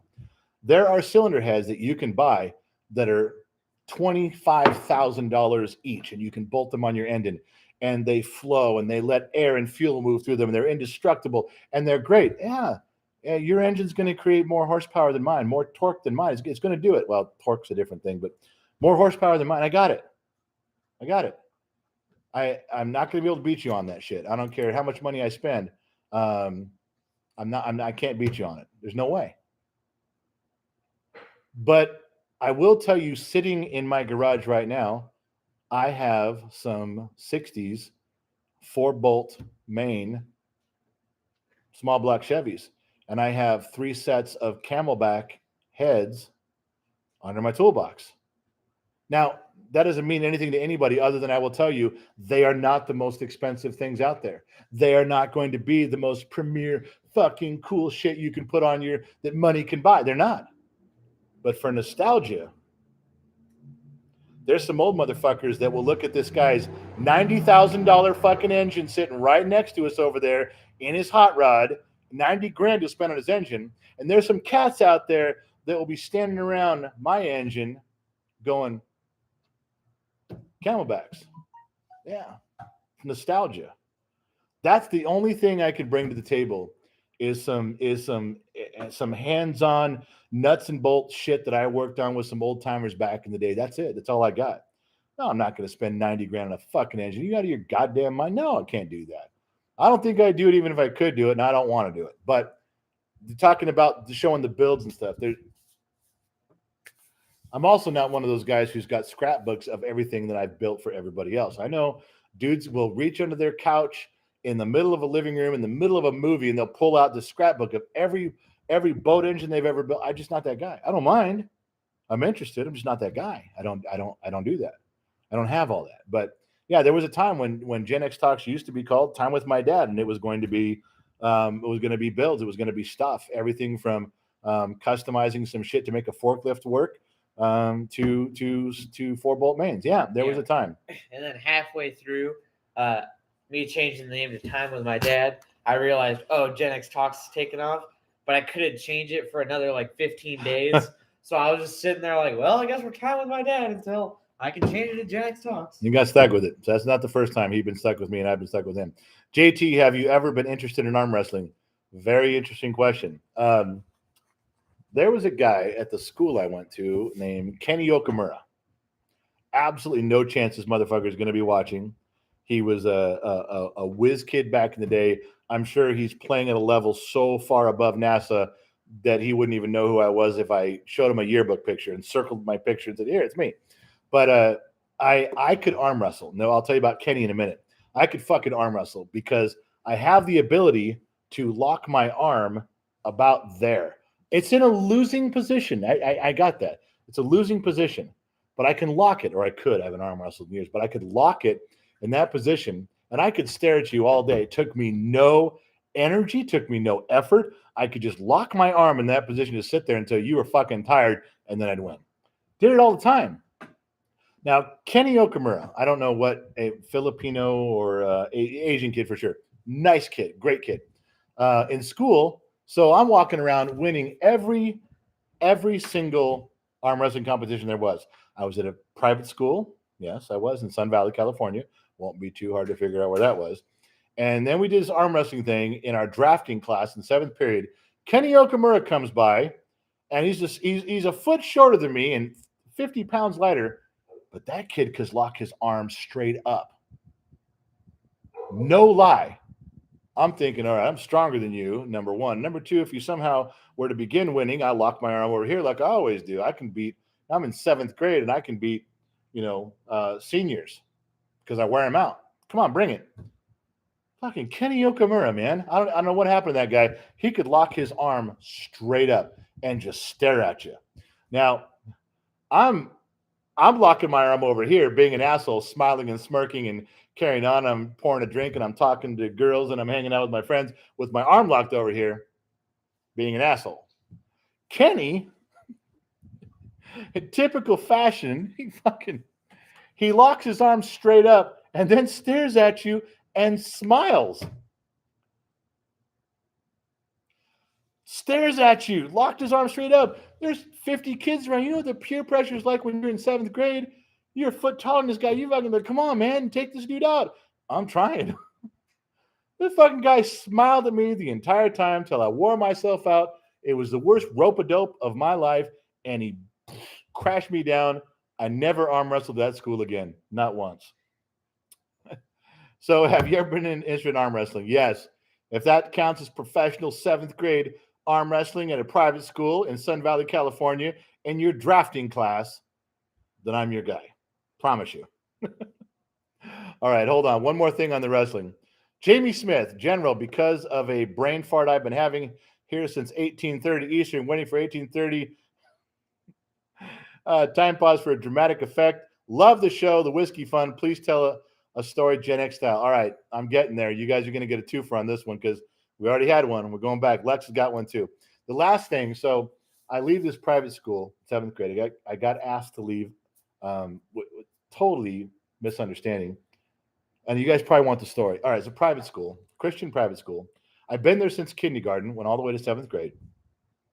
And we did have PE class. 7th grade, you did have all your classes switching around, like you did in public school. Of course, none of us knew what public school was like. And they had this was a lockers and shower room building, and there was girls on one side and guys on the other, but the doors were very far apart. You couldn't just, there was no door between them that I know of. There wasn't. And you could walk across between, but you could never get in. There was lots of teachers, lots of staff. It wasn't something like, oh, you just look in the window. No, it wasn't like that.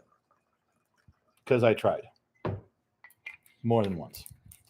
Anyway, so for some reason the guy side had either the washers, the dryers, the towels. They had these big rolling push carts, right? The rolling push cart things of towels. So they piled all these hot towels in. You roll the cart over and give it to the girls, and they take it in the door and they give it to all the girls in the shower. And at that time, because it was a junior high and high school, at any given time in the showers, these big showers were anywhere from 7th grade girls to 12th grade girls. And that sort of intrigued me, as it does to one of my limited low stature. And I thought if I could get in the bottom of the cart and pile all the towels on me and have my friends wheel me over, I'm in. As soon as I know I'm in the girls' locker room and I'm hearing it in the showers and stuff, I can hear the water running, I'll just jump up and I'm going to see naked girls everywhere. From my age on up. Yep, this was the plan. And so I did it. I jumped in the cart and they wheeled me around, and I could picture, okay, they wheeled me over here. Now I'm going down the step here. Now I'm inside the office here. None of that was right. I don't know how far I got in, but they definitely wheeled me back out a little bit. And there was a guy named Mr. Plaisance. He was the football coach. I don't think he was running the athletic department at the time. Eventually he did. Great guy. Million-mile man of stature. But at the time, he was a PE coach with a whistle. And this black man weighed about 350 pounds, and he was strong as 4 oxes put together. And that man reached those towels and grabbed my scrawny 7th grade white boy ass by the back of the neck. And all I could do was plead and beg forgiveness and mercy. Plaisance treated me pretty good with that. He did. He was cool about it. He wrote me up and turned me in, but he could have done a lot more damage and no one would have cared, especially because it was me. No one would have gave a shit at all. But I was asked to leave. And I went to Madison Junior High, where I fell in love with the first public school trash-talking, cussing, blonde-haired girl I could find, and her name was Julie. I won't tell you her last name. She was gorgeous. And it came down at the end of 8th grade. I was trying to figure out public school because in private school, I was a big fish in a small pond. Yeah. But in public school, nobody gave a shit about me whatsoever. And we were part of the LA Unified busing thing. When you guys hear about schools in the busing program back in the 80s, they would take like 10 busloads of kids from Compton and bus them to our school and say, okay, get out and go play. They didn't want to be there. We didn't want them there. We couldn't socialize after class. Even if you made friends, you couldn't say, hey, this weekend, let's go do something. They were, 75 miles away. It was a dumb idea, whoever fucking did busing. But anyway, getting off track. So she was tough as nails. And I was becoming popular. I found a way to become popular. And then there was an arm wrestling contest. It's actually in our school yearbook. And I won the guys because I could do my trick. And she won the girls because she was bad fucking ass. And then somebody said, well, why don't the guy and the girl arm wrestle? Well, we were kind of a couple. I was like, yeah, fucking go ahead and just wrestle. She fucking beat me in front of everybody. There's a picture in the yearbook of her doing this and putting down a dude who was 10 times my size. That's not my picture. But I followed right behind that picture. You know how embarrassing that is to lose an arm wrestling contest to your girl in 8th grade? Scarred me for life. Yeah. In fact, I think I'll have a drink to that scarred little boy at Madison Junior High in 8th grade in 1982. Right now. Please drink with me in a moment of silence, because my life was over at that point.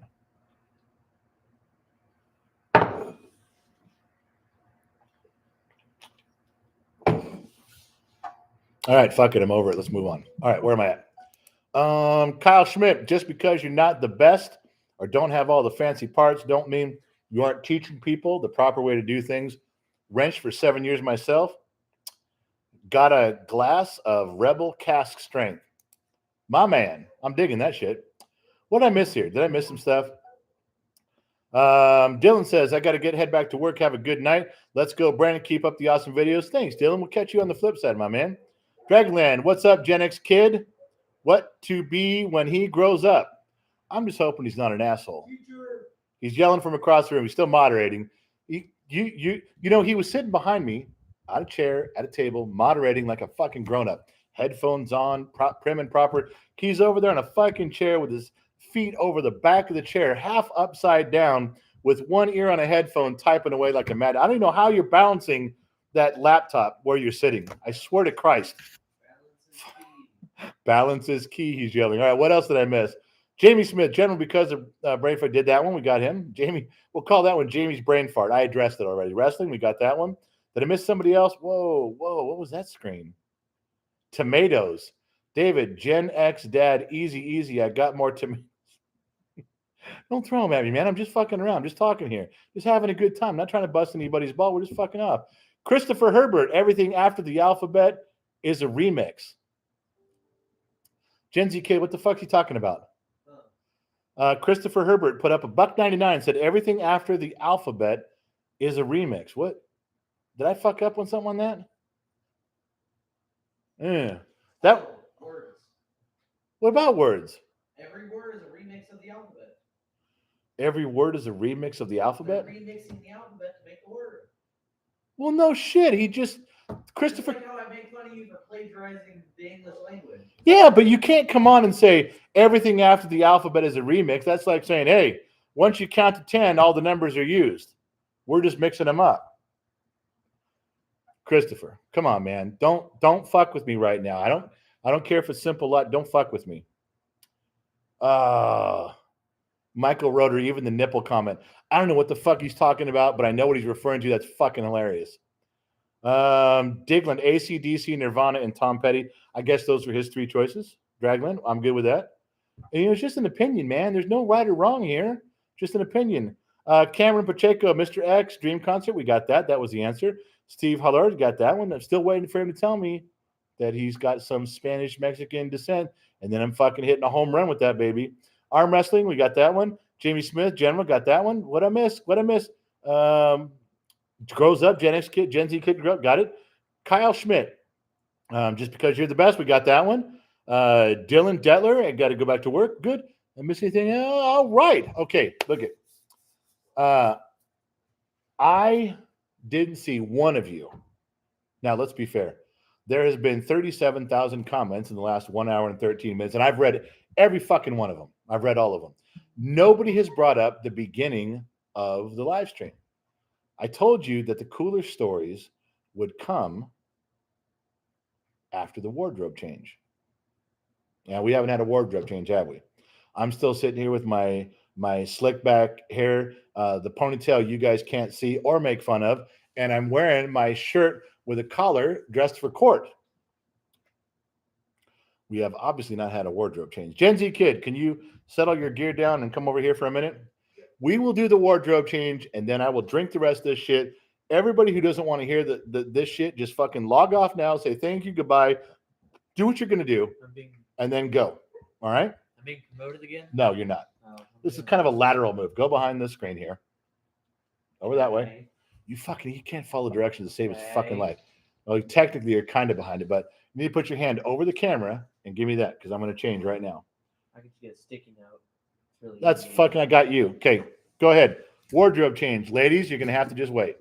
All right, you can hear the sound of my voice, which means we're all still here. Don't hang up. Nothing's changing, unless if you do hang up, then we didn't want you anyway. But everybody else knows what's going on. It is the wardrobe change that brings us to the moment where we what? Where we have the stories that we're not allowed to tell. That's right. Things that we're not allowed to talk about. The truth is at the bottom of the glass, and the glass is hidden behind a black screen of what the fuck did I do? So as I'm changing this moment, as I'm delving through the ideology of our time, you're going to have to wait. You know what you guys are supposed to be doing right now during this intermission? That's what this is. This is a real intermission. Go to the bathroom. Put your dog out. Quit fucking around. Do the shit you don't normally get to do. That's what we want to see. All right. Getting ready, getting loose, getting close. Hold on. Why the fuck do we have higher ratings now than we had the whole time I was talking? I call bullshit. Call bullshit on that. All right. So we're doing this left and right. The fuck does that go? All right. That's where that is. Hold on. This is just a regular shirt, right? It's got like normal holes in it for your arms and your neck. All right. So we also take out, fuck, motherfucker. All right. Let's loosen that shit up. Yeah. When I tell you I need to make some room, you don't know whether I'm fluffing my hair or making room for the boys, because sometimes you guys got to let them be free. And that's what I'm talking about. All right. So we got this. We got that. Now we're back to a little closer to what I like. One more second here. Close, close, close. All right, all right. Did you guys go? Take a leak. Grab your beers. All right, let it loose. And we're back. Now we can begin. Hold on one second. Well, it's a little late for that. Hold on. In the little box over by the door, there's a stack of cash in there. Take some money out of there and go get some Taco Bell or something. All right? You taking the kid with you, or is he staying? You're staying, right? Whatever he wants to do. No, make him stay. Actually, you can go. Allie's got your moderation. Either way, I wasn't moderating for like the last 5 minutes. I'll do it one more. Whoa. I told Allie though. You told Allie? All right. As long as you didn't leave her hanging, we're good. All right. So we're back, and now we're in full mode. Ready? So how do we have to start this? This is the second half of the program. We are getting rid of all the people that don't belong here.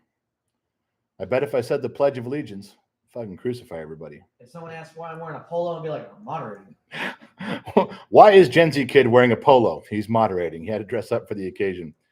Steve Holara, Polish, German, French, and a small percentage of Native American. Sorry, but I'm just a white dude. That's fucking cool, man. Sorry, I'm just a white dude. Yeah, how more trailer trash do we white people get than going, sorry, I'm fucking white? Oh God, I'm gonna get a phone call to knock this shit off. I'm gonna get in trouble. All right, so Gen Z kid, are you still here? Or did you leave? You fucking left. It's just me. No one can stop me now. All right. As you guys know, for all of you regular extras in the Legion of X, we are part of the Bottom of the Glass Nation. And if you're on Patreon, do you realize I haven't whored myself out once tonight? Not once have I whored myself out for anything. I never even said to hit the fucking like button, which is a staple of how I fuck up every night. And I didn't even do it. But I am going to whore myself out for one thing. The Bottom of the Glass Nation is something, for those of you who are new to the program and you don't know, the truth is at the bottom of that glass. When I get to the truth, when I get to the bottom of that glass, I will tell you the stories. I will tell you the truth. Sometimes I can't tell you the truth. Sometimes I hold the truth back, but if I get to the bottom of the glass, the truth will be told.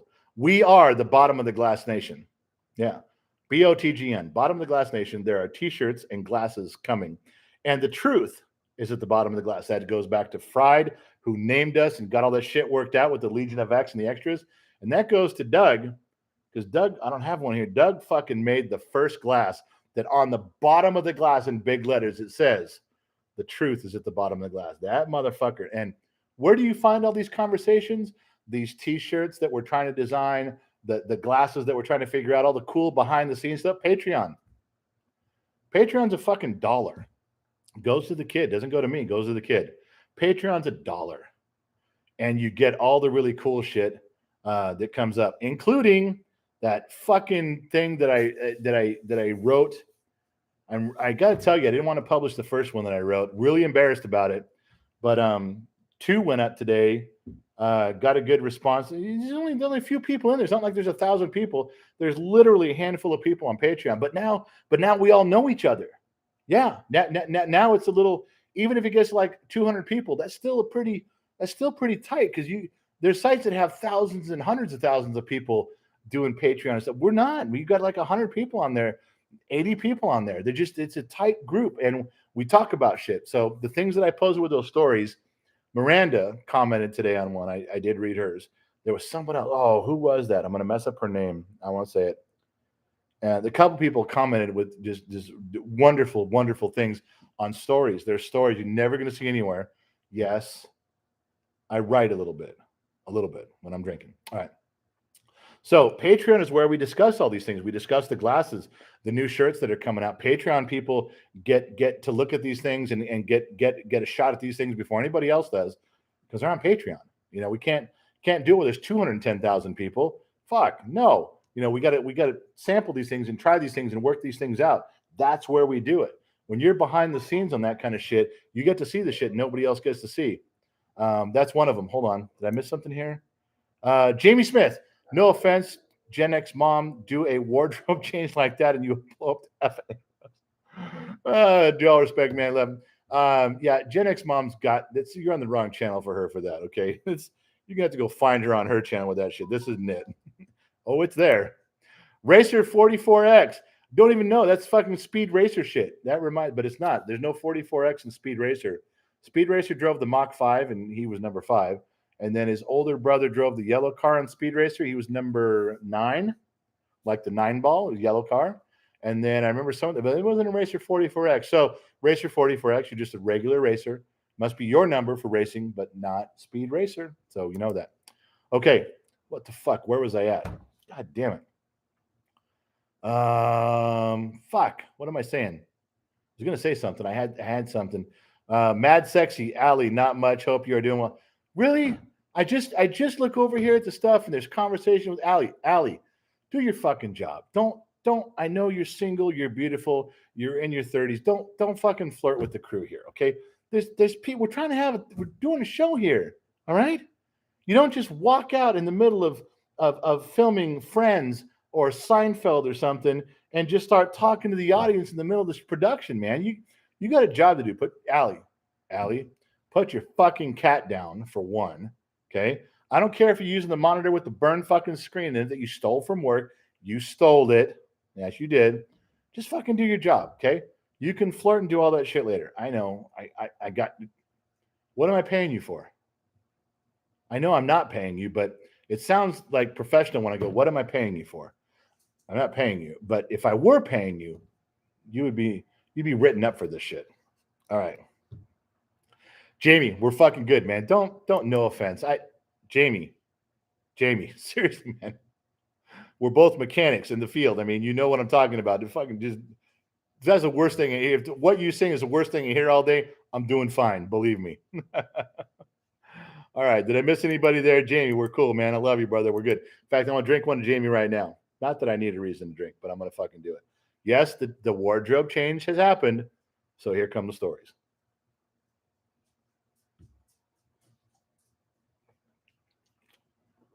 All right. I'm going to give you guys a chance. I'm scrolling down right now. General, can you do the 2 dead men began to fight story, Anthony Baker? I don't know if I can remember that. The kid would say, no, have him go listen to it and we get 35 cents. Fuck him. He's not here. General Anthony Baker says, General, can you do the 2 dead men begin to fight story? All right. One bright day in the middle of the night, 2 dead boys began to fight. Back to back, they faced each other, drew their swords, and shot each other. A deaf policeman heard the noise and came and killed the 2 dead boys. And if you don't believe this lie is true, just ask the blind man. He saw it too. Anthony, you want a bonus one that the kid didn't want to record when I was drunk that night? Anthony, ready? Yesterday, upon the stairs, I saw a man who wasn't there. He wasn't there again today. Wish the fuck he'd stay away. That's free. That one's free for you. Okay. So scrolling down now I'm reading some shit, man. Have you, Racer X? Have you ever fought? I don't even know what that name is, and I'm sure that you're trying to trick me into saying something bad. Well, you spent $10, maybe not. I don't know what that is. And that make me an ignorant asshole of the world. Should I just log off and hang up now? I'd like to, but I'm fucking it up. Mad Sexy Allie, don't listen to Pops. I'm happily married and have a beautiful daughter. Mad Sexy, I know, I got you. You're happily married. You have a beautiful daughter. Okay, we all do. I'm happily married. I have kids. Okay, I got you. And Allie would be on your list of the top 10 people you would leave your wife for. God is my witness. You'd be like, okay, I got to go. I'm sorry, I'm out. Everybody has a top 10 list. Not that you'd leave your wife for. Well, I'm not saying that right. What's the thing that Gen X mom and I have? Story time's coming, baby. Here we go. Story time's coming. Everybody get your glasses, turn down the lights, pull the speakers in real fucking close. Now's the time. Starts. Because you got me all fucked up, and you're going to say shit like this that's going to spark memories. And I remember one time about 10 years ago, I think Gen X mom and I are sitting in the living room, just watch a show. I'm kind of chilling, drinking. She's drinking wine. She's on her third, fourth bottle of wine that night. And she says, do you have a top 10 list? And I said, yeah, I've got a bunch of them. What are you talking about? She goes, no. A top 10 list of women that if they knocked on our front door right now, that you could leave for the weekend with and do whatever you want. And I said, yeah, I'd probably give you a list. And she goes, yeah, just when you look and go, if they come to the door. So, in typical guy fashion, I'm assuming some of the rules here. There wasn't a lot of rules. It was late. It was dark. Kids were in bed. We were drinking, fucking around. Yeah, just talking shit like we always do. Remember, we've known each other since we were 5. There's really no secrets. So I'm like, well, Sandra Bullock, if she comes knocking, I'm fucking going. Haley Berry, if she comes knocking, I'm leaving. And these are people that if they knock on the door and say, I'm here for your husband, my wife has to agree. There's my husband. Take him. You can go.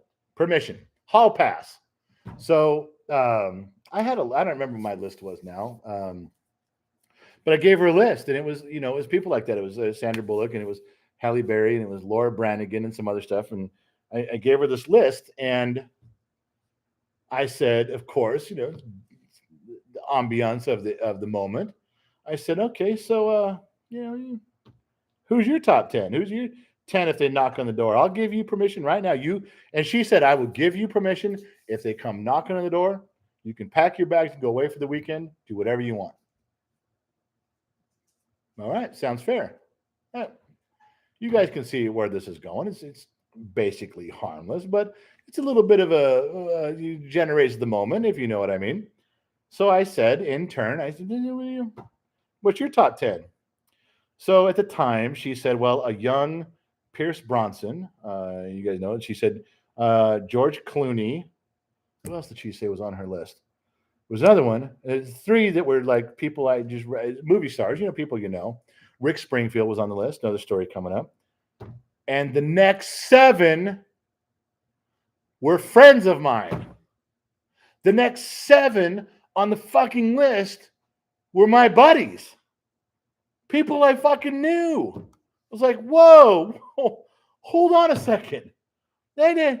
And she goes, I didn't say they had to be movie stars or rock stars. I just said 10 people. I'm like, whoa, wait a second.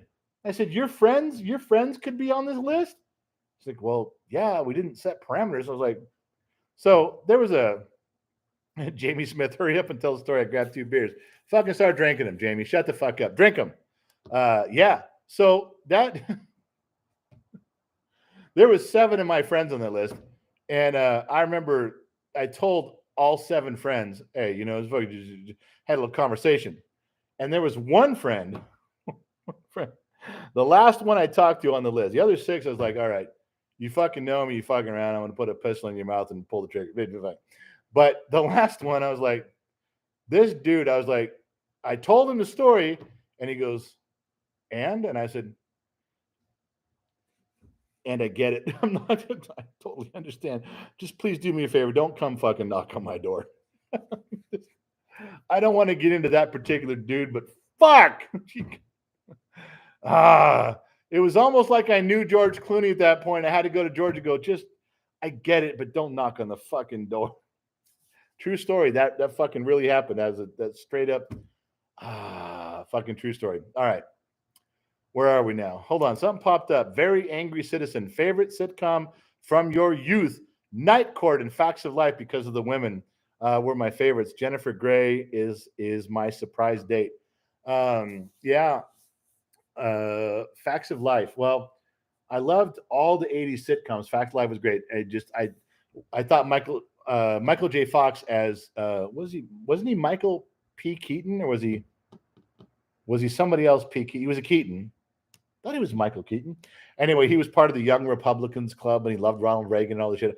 Thought he was cool, but his older sister, Justine Bateman. Who was the girl on Facts of Life? The motorhead, the mechanic girl. I walked around with a half chub for that girl my entire year of knowing that show was on TV. What was her name? Was it Justine Bateman? I'm going to fuck that up. But she was on there. Valerie Bertinelli, so upset when she married Eddie Van Halen. That was my girl. Yeah, bad scene. So I'm giving you some right there. Those were out there, and I didn't want to stop. But I won't mention her name, Phoebe Cates. But Fast Times at Ridgemont High, Phoebe Cates, was the most paused. Burn out your tape, melt your VCR tape recorder, being on pause, playing the Phoebe Cates pool scene of all time. Yeah, that's the one. I don't care what anybody says. If you disagree with me, then you're fucking wrong. And yes, I saw Debbie's Does Dallas. I saw Porky's. We all watched every scene there. No. That's it right there. End of story. We're done talking. Very Angry Citizen. Thank you for the contribution. That was a good question, a fair question. Ryan G. Just wanted to say hi. This is for Allie. Got to get back to work. That is the first donation that has gone directly to Allie ever. The Gen Z kid said we should have a program where every donation just goes to Allie. She's not paid. She's not paid at all. And I'll tell you what she does. Not only does she moderate on every platform that you can moderate. No, just not that. Do you know that when I finally get done editing the kids' podcast for him, I send them to Allie, and she listens for the entire hour, and she writes down, at this minute you did this, on this minute you said that, there's a glitch at this many minutes. She writes down the whole thing so that we can go back and re-edit it so we can sound semi-professional. She listens and takes notes for free. She moderates for free. Today, I was in a real dark fucking mood. For those of you on Patreon, you know exactly what I'm fucking saying. Two Bear, you're one of the first ones to reply. When I wrote part 2 of that story called Time, it took a real dark turn, did it not? Yeah. And I wrote part 3 right after. And I was choking on the story. And I spent 2 hours back and forth emailing with Allie. And she had some pointers. She had some, the grammar and spelling is one thing, which she fixes. But she's like, no, something's wrong here. Something doesn't fit. You're choking down the words in the story. And we worked it out. 2 or 3 hours later, we worked it out. And I'm ready to post that story on Patreon tomorrow. Part 3 of Time. It's there. It's ready to go. She won't let me post it tonight. That's Allie. She does all that for free. Didn't get a goddamn cent. Nothing. She didn't get nothing from me at all, other than some conversation, and we talk about movies. You guys want to donate to a cause? You donate one live stream to giving Allie a couple bucks. She does it all for free. She does it all from Quincy over there in Massachusetts. She has a regular job. She has regular friends, does her stuff in life, and she still carves out time for us here. Yeah, you can't ask for a better volunteer. I call her a secretary. She's not.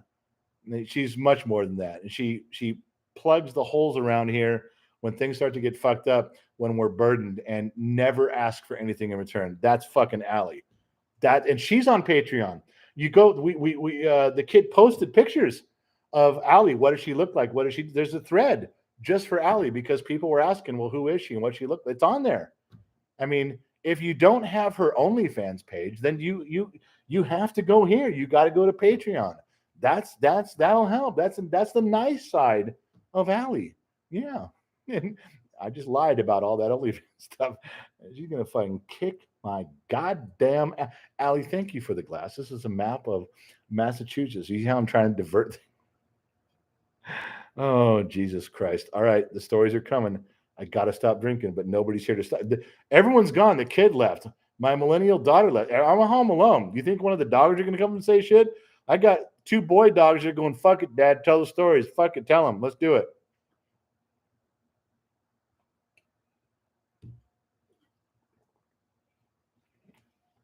All right. Where the fuck were we? What'd I miss?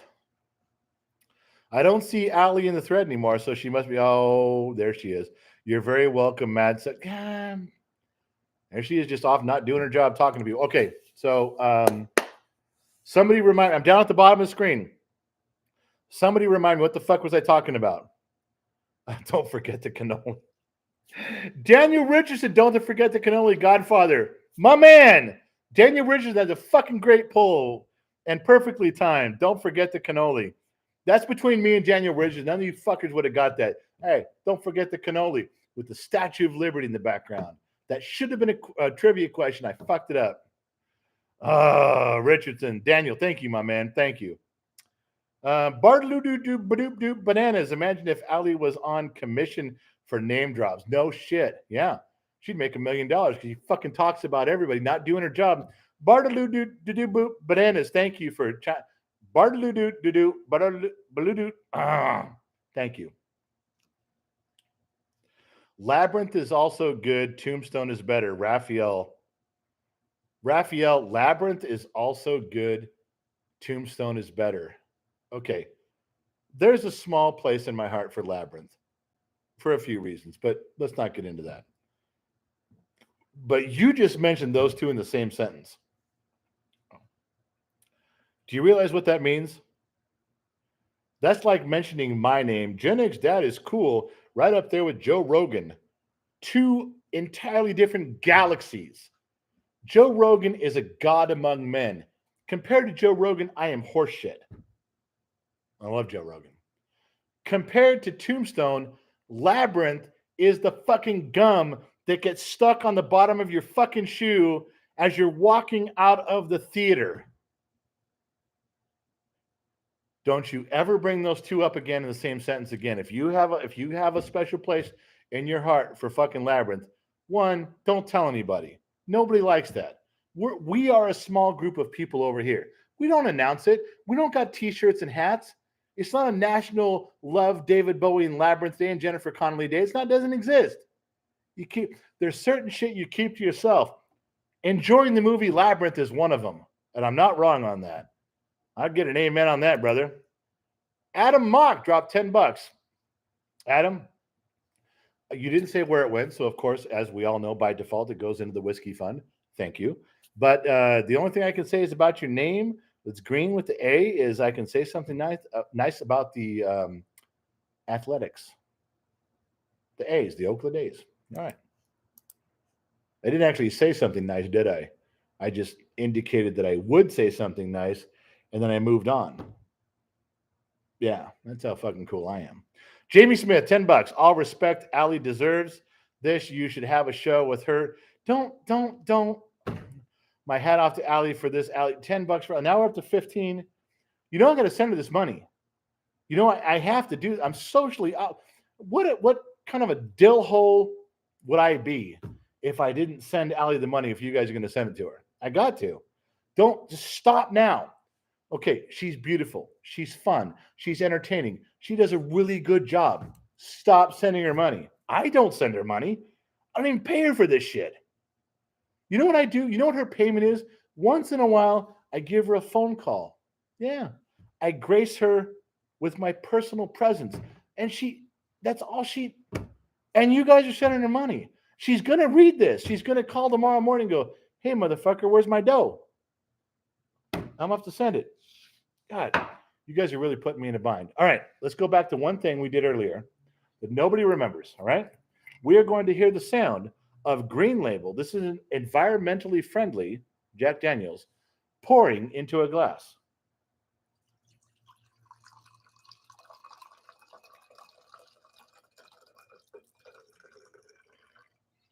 Did you hear that? I know there's a bunch of Gen Xers out there that say it sounds a fucking lot like pissing. I'm not pissing. It's a glass. All right. All right. So can we get to the story now? Raphael Negrin was another $2, but didn't say where. Raphael, thank you. Eric, $1 jumping in. Thank you. Going towards the fun, man. Greg's brother, let's all take a drink for Paradise Lost hugs. Now, Greg, I'm not sure what all that means. It sounds a little bit over the line, but Greg, brother, Greg, wait, you're Greg's brother? What's your name? Don't people hate being referred to as someone's brother, someone's sister? The more popular guy, like this guy's Greg's brother.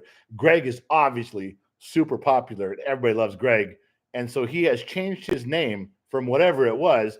I'm Greg's brother. I'm Greg's brother. When he introduces himself at parties, I'm with Greg. I'm Greg's brother. Yeah. Has it gotten that bad where you got to do that at family gatherings? I mean, within your own family, do you walk in and go, I'm Greg's brother? And everybody goes, oh, yeah, you're Greg's brother. Hey, welcome. I hope not, because that's sad.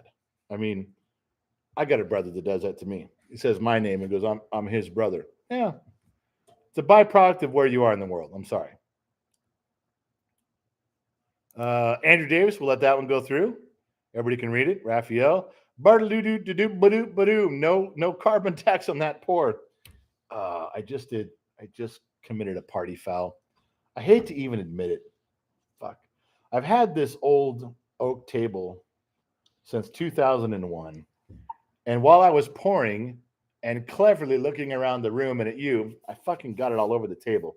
I don't have a napkin here. I don't feel like leaving to get one.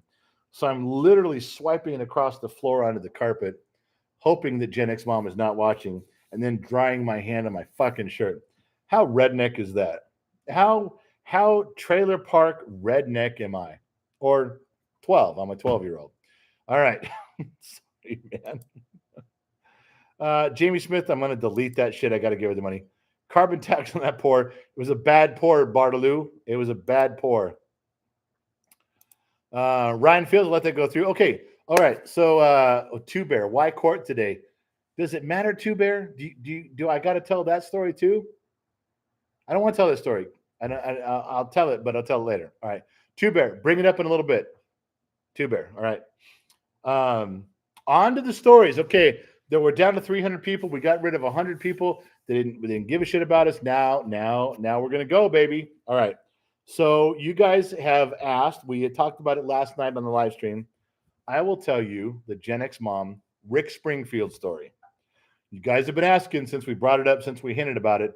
Quit fucking typing. If I'm talking here, I can't read there. You're going to get mad because I'm not reading your comments, but I can't. Can you? Why don't you guys just? Why don't you wait till I'm done telling the story, and then talk again? Bartoludo says, fuck it, under the carpet, who cares? Because if Gen X Mom is seeing this, even though she's down in Sun Valley, if she sees it, she's gonna rip my fucking nuts off. I'm telling you. I just paid to have this place recarpeted like 5 years ago, and I'm fucking it up. I really am. Every chance I get. All right, so here we go. All right, listen. Stop typing. No donations, no money, no comment. Just for just a few minutes. You guys want to hear the story? I'm in. I love the donations. I love the comments. I'm physically the guy standing here telling you just to hold on a minute, man. I want to tell you a story. This really happened.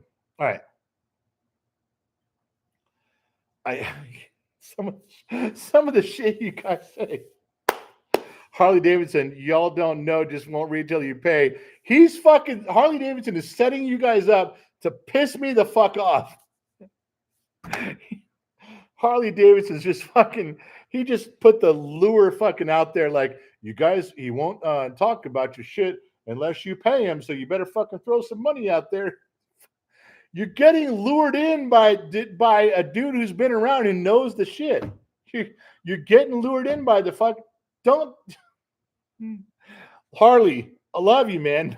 We can go riding, man, all day long, but fuck, you're really gonna fuck up the stream, baby. And we've only got Allie to make course corrections right now. You know that, right? Oh, St. Martin 09, $5 from one masshole to another. I know what you mean. Hey, St. Martin, I'm with you. Okay, stop fucking writing shit. All right, Allie's got the room. Hold on, here we go. The Rick Springfield Gen X mom story.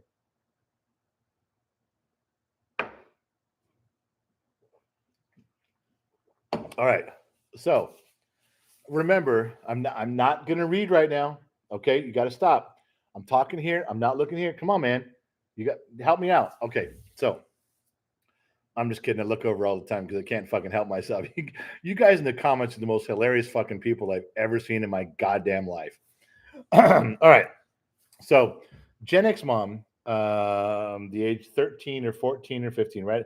13 to 14. She is in love with Rick Springfield. I mean, you go into her bedroom. Not that I was there.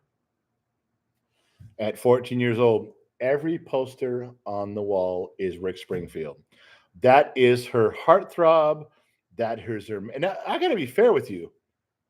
At that age in life, man, I was fucking trying to sing like Rick Springfield. I was trying to dress like Rick Springfield. No fucking shit, man. That was one cool motherfucker. I didn't watch General Hospital. He was on the show, but his music, I couldn't fucking get into. Chicks dig it. I dig it. I'm in there. The guy's a fucking rock and roller from way back. All right. And wouldn't it be funny if he got to see this segment? It's a true story. Completely a true story. I'm not even making up a lie or two about it.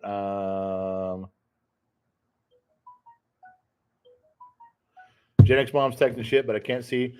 I heard the words "don't tell, don't stop," but fuck it, I'm out. Okay. So anyway, her first concert was at 13 years old. She got her sister-in-law to sneak her into the Universal Amphitheater, which is no longer there. They tore down the Universal Amphitheater. I can't tell you how many concerts and memories were made at the Universal Amphitheater, Universal Studios. I know they wanted to build Jurassic Park ride or something, but the history from people that grew up in LA and LA County that went to the Universal Amphitheater.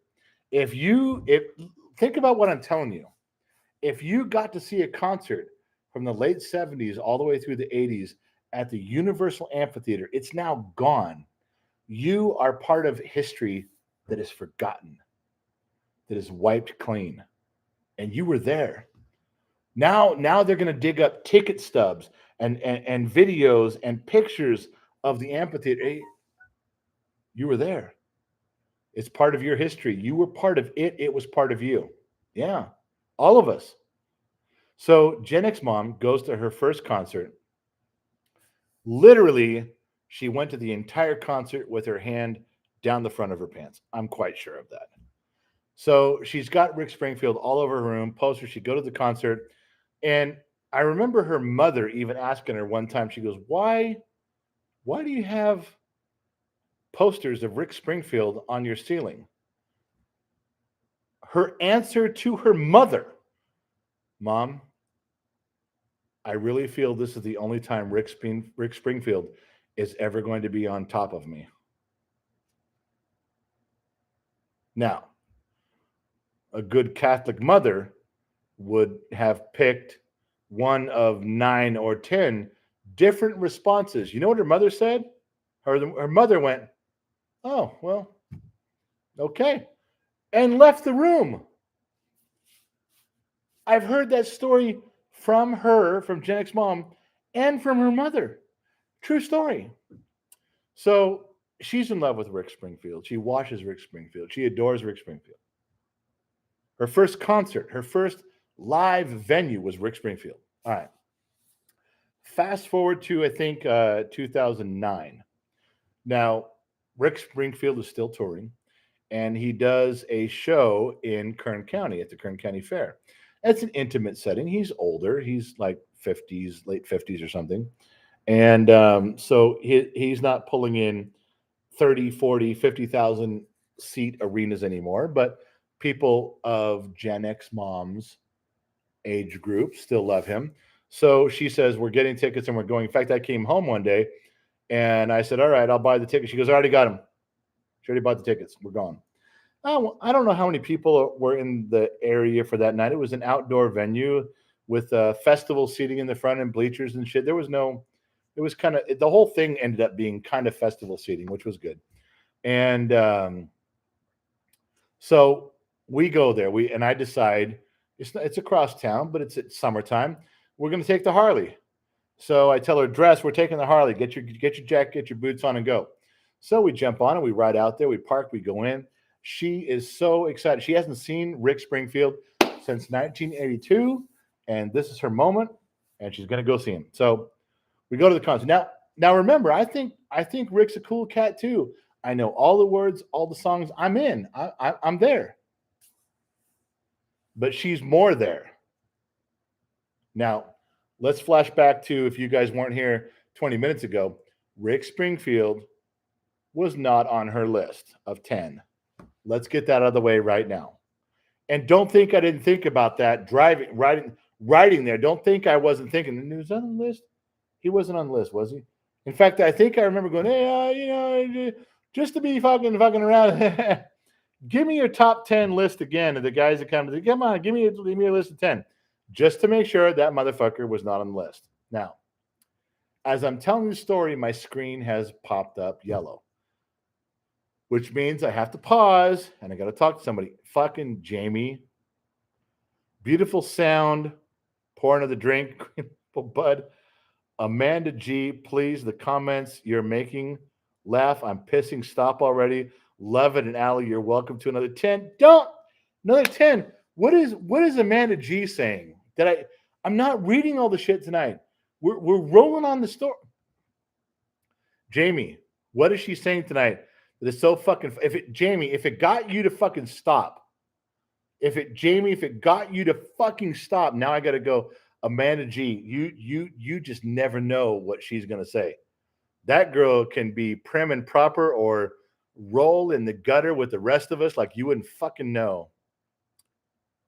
I'm never gonna find it. God damn it. All right, I'm gonna have to go back. I'm gonna go back and find it. I'm gonna know exactly what Amanda said.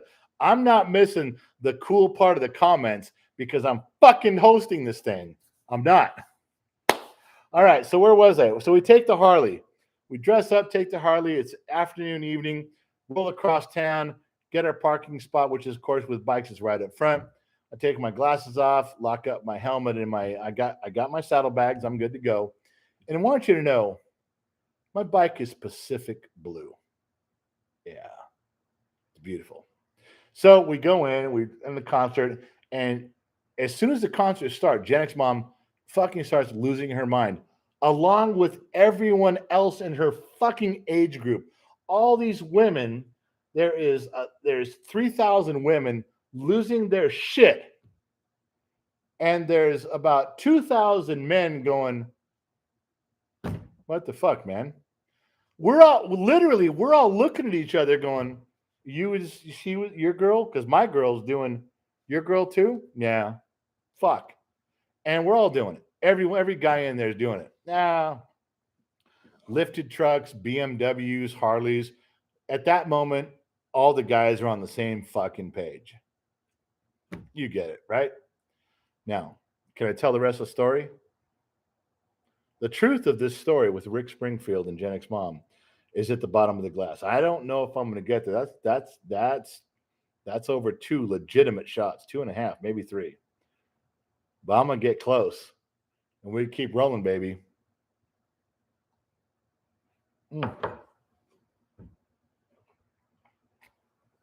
All right. So I missed something there? No, we're good. Okay. So not reading the comments. Allie's got a lot of blue wrenches. Good job, Allie. Good job, my girl. All right. So we get to the concert. We're in the concert. The concert's going good. Girls are going crazy. They're all midlife women going through a crisis, and all the dudes are sitting around going, "All right, I fucking got this." And a lot of us are cool cats. You know, we dig Rick. He's a cool cat.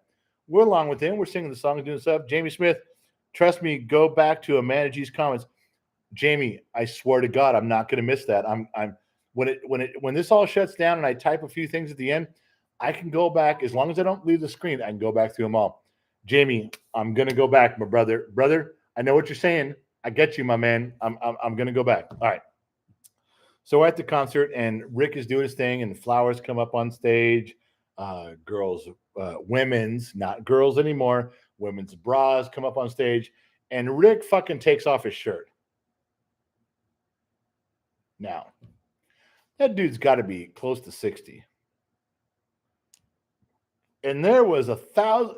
Remember the dudes I was telling you about that we were all looking at your girl fucking around. Your girl, yeah, I'm with you. Did you, me, you? Did we'd all done that? We all knew who we were. This wasn't a big venue. There's 1,000 dudes in there going, fuck. Rick takes off his shirt, and that motherfucker is ripped. He's fucking ripped. Now, all 1,000 of us got fuck that guy. Fuck that guy with his ripped 60-year-old geriatric. Got to take some Geritol, motherfucker, housekeeper, wake him. Fuck that guy. No, because the dude looked better than us. He's up on stage, fucking knocking it out of the fucking park. And here we are. We were so stupid. We brought our women to this shit. Fuck. So Rick does a song called Human Touch. Now, I don't expect all of you to know the song Human Touch by Rick Springfield, but I do. I do know the song. In fact, it's one of my favorite songs by Rick. And he extends this song. The band keeps playing. He keeps singing. He extends this song. And what does he do? Starts walking out into the crowd. Now, the main floor on the grass of the crowd, the festival seating, the main floor of the grass, the festival seating, he's walking through the crowd. Every girl's laying hands on him, touching him, grabbing his ass. To be fair, a few of them slipped around the front door. He didn't care. He's like this.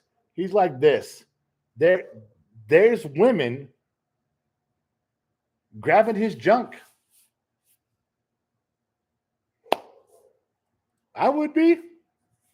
Look, I'm pushing 60 and girls are running their hands over my junk. Fuck yeah. So I'm torn with being pissed off, and I got to have some respect for the motherfucker. So he's walking around. This song is a 3.5-minute song that is now in 8 minutes, 9 minutes. All of a sudden, we were on the bleachers, really close in. We're on the bleachers. And we're on the second row of the bleachers. And he gets onto the second row of the bleachers down here and starts walking towards us. Now, of course, everybody gets out of his way. They go up a row or down a row and letting him do his thing. And I tell her, I said, okay, he's coming. Here's your moment. He's coming. Now, I step down 2 rows on the grass. I'm clicking pictures of him coming. He walks right up to where she is and stops. He's singing. She's behind him clapping. She's singing. She's dancing. I've got pictures of this, which I will show you on Patreon. She's right there.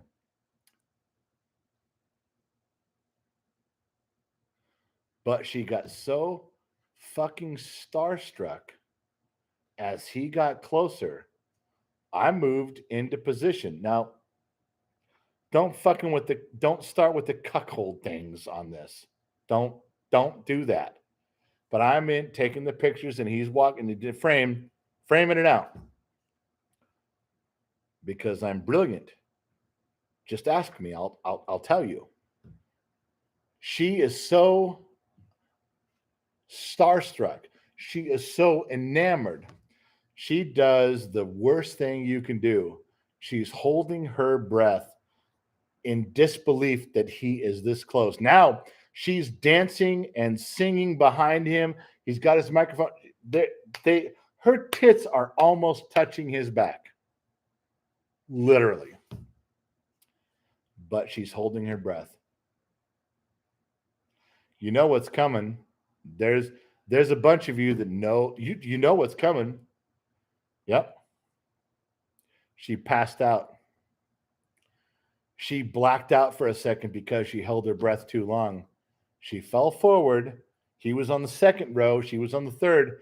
She knocked him right the fuck down onto the grass. The band kept playing. He quit singing. She fucking took Rick Springfield the fuck out right there on the spot. Now, she was only, as you know, when you black out from holding your breath, as soon as you start breathing, you're fine. So she was only out for about 2 seconds. But she woke up going, what the fuck? She was on the bleachers, now she's on the grass.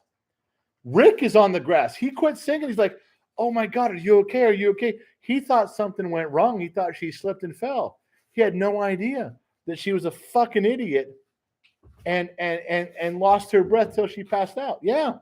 So he's like, are you okay? She's like, I'm fine. What's wrong? And he's like, well, you fucking knocked me down and you stopped the show. And are you all right? Yeah. Fucking took him out. There's no way that Rick Springfield or anybody couldn't remember the Kern County Fair of 2009 where some middle-aged fucking hot chick knocked him the fuck down on the ground. He has to remember that. It's a real fucking thing. So there we are. She did this. He got up. He talked to her. She talked to him. Everything was okay. He moves along, finishes the song. She's completely embarrassed. The concert's over. She's really having trouble centering herself with this moment, which I understand. Hold on. Really? You're going to ask me, JT, right in the middle of my story? Really? JT? So the concert's over, and she's a little bit fucking beside herself. She's embarrassed. Everybody saw it. We weren't in the fucking Coliseum. We weren't even in the LA Sports Arena. We weren't in the Staples Center. No. I guarantee everybody went, that's the fucking chick who knocked Rick Springfield fucking down on the grass. Her, right there. They're going to know. That's how it happens. So, to be honest with you, after the concert, she fucking walks off, and I think she's going to collect her thoughts for a minute. And what do? I do the right thing. I do the guy thing. I walk over to the little the concession stand area. They got burgers and dogs and drink, but they have the stuff you can buy, the merchandise.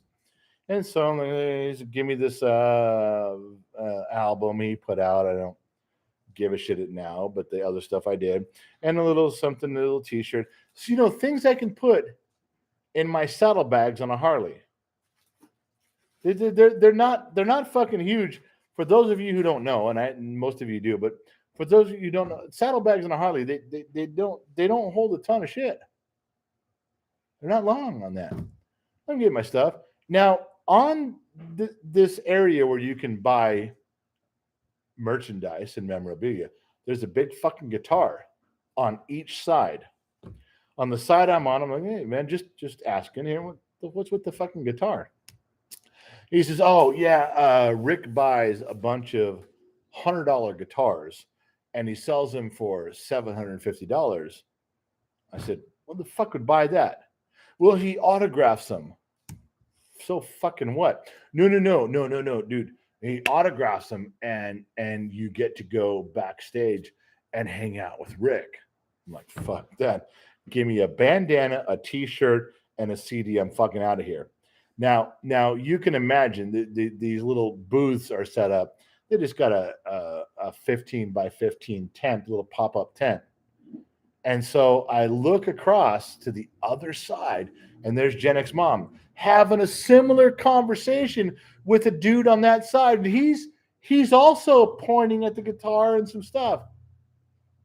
And I yelled, "Hey!" trying to stop, trying to interrupt this conversation. And she comes running around. Gen X mom's got one hand on my shirt collar and one hand on Big Earl, telling me I have to have a guitar. I have to meet Rick Springfield. I'm like, you did meet him. You fucking took him down to the grass. We don't need to do. No, you don't know. I gotta have. One of her hands kept moving around, and I ended up buying a fucking guitar that was overpriced. I didn't need.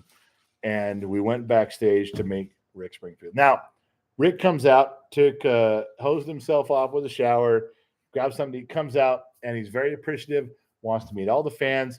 He specifically avoids Gen X mom. Almost to the point where I'm going to go fucking throttle this 60-year-old geriatric, geritol taken, in shape guy and go, "Hey, you fucking around with my chick here." But he was waiting for her. He recognized her. He knew. He saved her till the end. He signed everything, the guitar, pictures, autograph. I took 400 pictures. Don't fucking get the cuckold thing going on again. And we talked about the Universal Amphitheater concert that he went to. He remembered every bit about being part of it. It actually turned out fucking pretty cool. If I got to be fair and honest, the guy was a cool cat. He talked about shit that was fucking cool. And he was very apologetic. Like, "I'm sorry you fell down." He's like, "Fell down? She fucking knocked you down. She knocked you down." He didn't want to say that. He's like, "Oh, I'm sorry." And they talked. I'm going to tell you, they talked for probably 30 minutes, 40 minutes. And I will tell you something Rick said that night. He said, "When I was younger, I didn't give a shit about my fans. I signed autographs. I just wanted to get laid and move on." And he was married at the time. He didn't care. He says, "I have learned over the last decade or two to value every fan, every autograph, every picture." And I believe the guy. Now, maybe I'm ignorant on that shit. But yeah, she fucking knocked him down. If I can recover my Facebook stuff, I have some of the pictures that night, but the really cool pictures are on Facebook. Someone has told me, even though you logged off of Facebook 7 or 8 years ago, if you go back in and rejuvenate your profile, all the pictures and everything, I'm going to try. But they're going to go up on Patreon. They are. They're going to go up on Patreon, those pictures. But I'm telling you, I have every picture of that night. Everything that happened, I was fucking clicking away. Every bit of it. True story. You guys get to see it on Patreon. All right. I'm fucking hungry. I didn't have dinner. All right. JT, what would you prefer, Gen X kids, street smarts, or book smarts? JT, don't ever fucking ask me questions when I'm in the middle of a story. I don't care if you pay $100 fucking dollars. Don't interrupt a fucking story. Don't do that. But since you have, for your $5, I will tell you, I would prefer all of my children have street smarts versus book smarts. Yep. I don't care what day we live in. I don't give a shit. And most Gen Xers would back me up on that and go, "All right, I got you. College diploma. Fuck, I said it twice wrong. Do you realize how much you're making me drink tonight? College diploma or street smarts? I'd go with street smarts every fucking time. Hold on. Hold on. That is not fair. You motherfuckers get to eat and I can't see it. I don't get to fucking eat till the show's over. I know every fucking big creator that Gen Z kid knows, and he knows creators that have 20 million followers.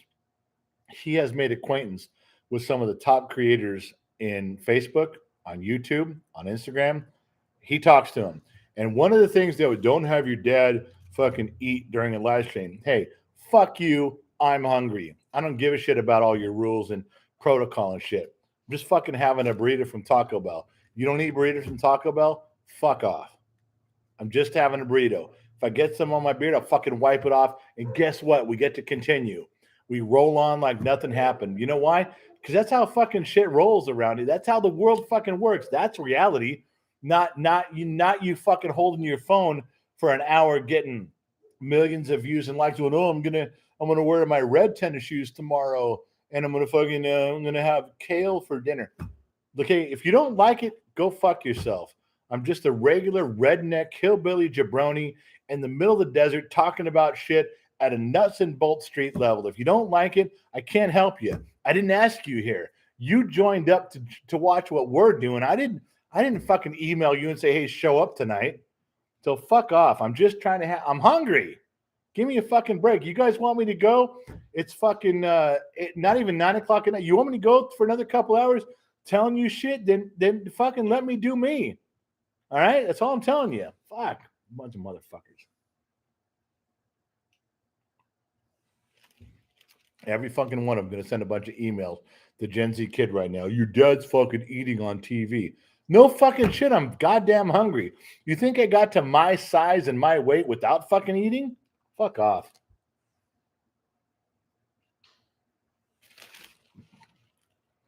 Why does Taco Bell taste so fucking good? It's shitty for you. Riverbed. Wait, hold on. Did I miss something here? Adam Mock. The first one was for Allie. So here's another. What's your take on McAllen 25? Keep up your first 10. I don't know what that means. Adam, I'm trying to get there from here. What's your take on McAllen 25? But keep up the first 10. Don't Adam, don't spend any more money. Just put something in there that I can fucking try to address in that. I'm just a touch lost on that. I'm with you, but all right, what do we got? Reverend Bebop, $9.99. I have a trivia question for you. I didn't read it yet, but I love these. I love trivia because if it's a good question, if you guys give me a good trivia question and I don't get it, I owe you. But if I do get it, we're even. It's a win-win. I have a trivia question for you. What was Charlie Brown's father's profession? What was Charlie Brown's father's profession? You know,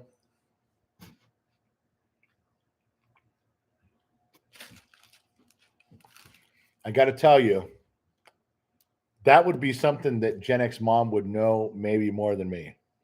What was Charlie Brown's father's profession?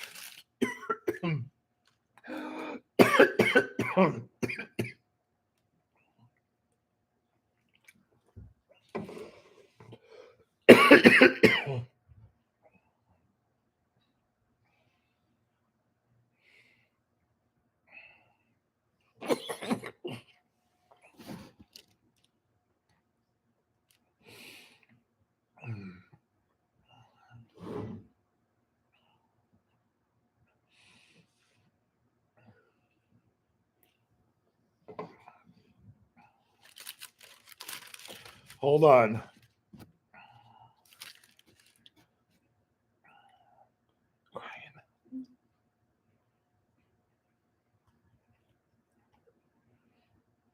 Hold on. I'm going to be right back.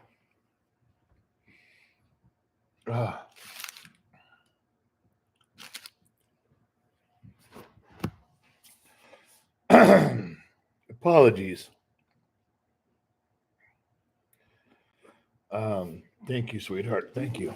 My millennial daughter brought that in. She came running when I was coughing. I do apologize. I haven't had one of those coughing things since we talked about COVID when I had COVID about a month ago. Real quick, I did live through COVID, just barely. breathing machine and all. But one of the byproducts, something that lingered after that, was that all of a sudden I can trigger a coughing thing that my throat swells up. And I can't get rid of it. You can drink, you can swallow.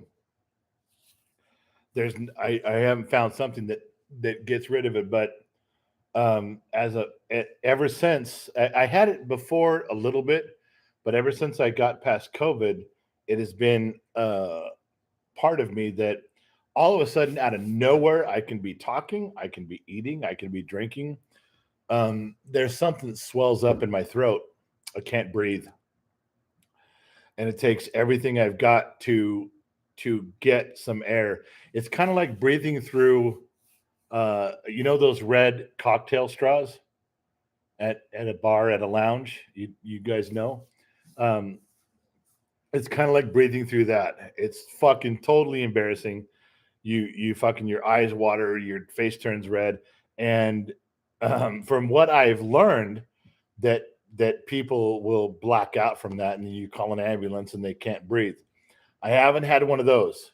No. I haven't had one of those, but I have had them where it swells up in my throat so bad that I can't breathe, and I'm grabbing the shit you don't see off camera. I'm trying to drink something or swallow something or do something just to get back up. You guys that are regulars, how many times I've ever fucking covered the camera? Ever. I don't care if I'm eating. I don't care what I'm doing. We're just regular people, man. We're sitting around a bar. We're sitting around a fire pit. We're just talking here, and people eat and drink and they fuck up. It's just life, man. We're hanging out. I don't care. However, that moment has only happened a couple times out of 30 live streams where I've had to cover up just literally. I don't know if it's just embarrassment on my end, or I'm just trying to spare you from watching a fucking old fat guy die.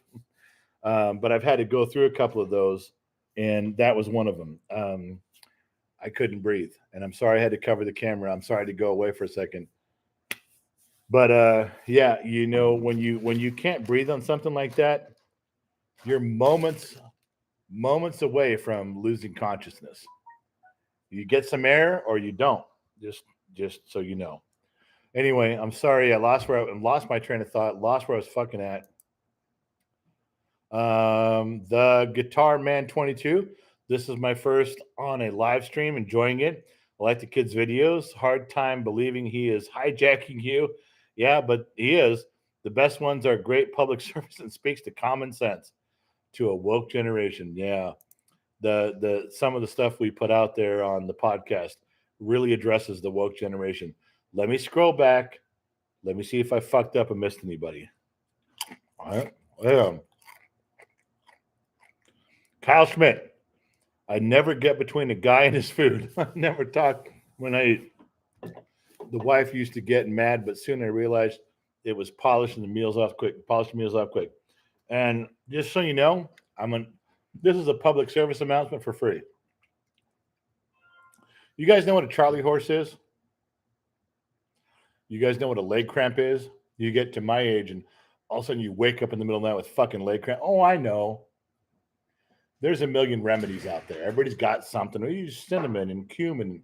Okay. This shit right here. You see where at the bottom it says with tonic water? If you are having a leg cramp and you drink something with tonic water in it, and you wake up in the middle of the fucking night with that shit, within 90 seconds, you are fixed. I'm not a spokesman for anybody. I'm not getting paid to hawk a product. I'm just telling you that I really understand what works from someone who was much smarter than me, and that shit fucking will take away your leg cramp, your Charlie. I never seen anything like it. I didn't believe it. But tonic water in any form, wherever you get it, is the fucking shit. Would not be opposed to a sponsorship deal. I'm just saying. We are open.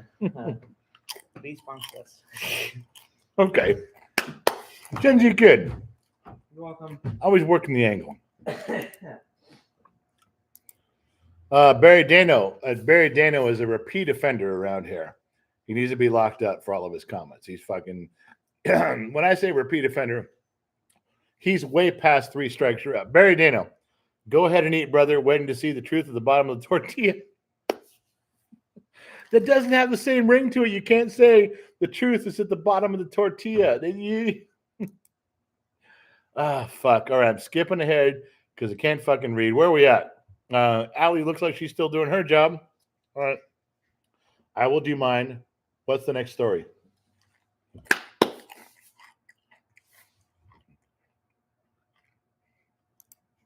All right.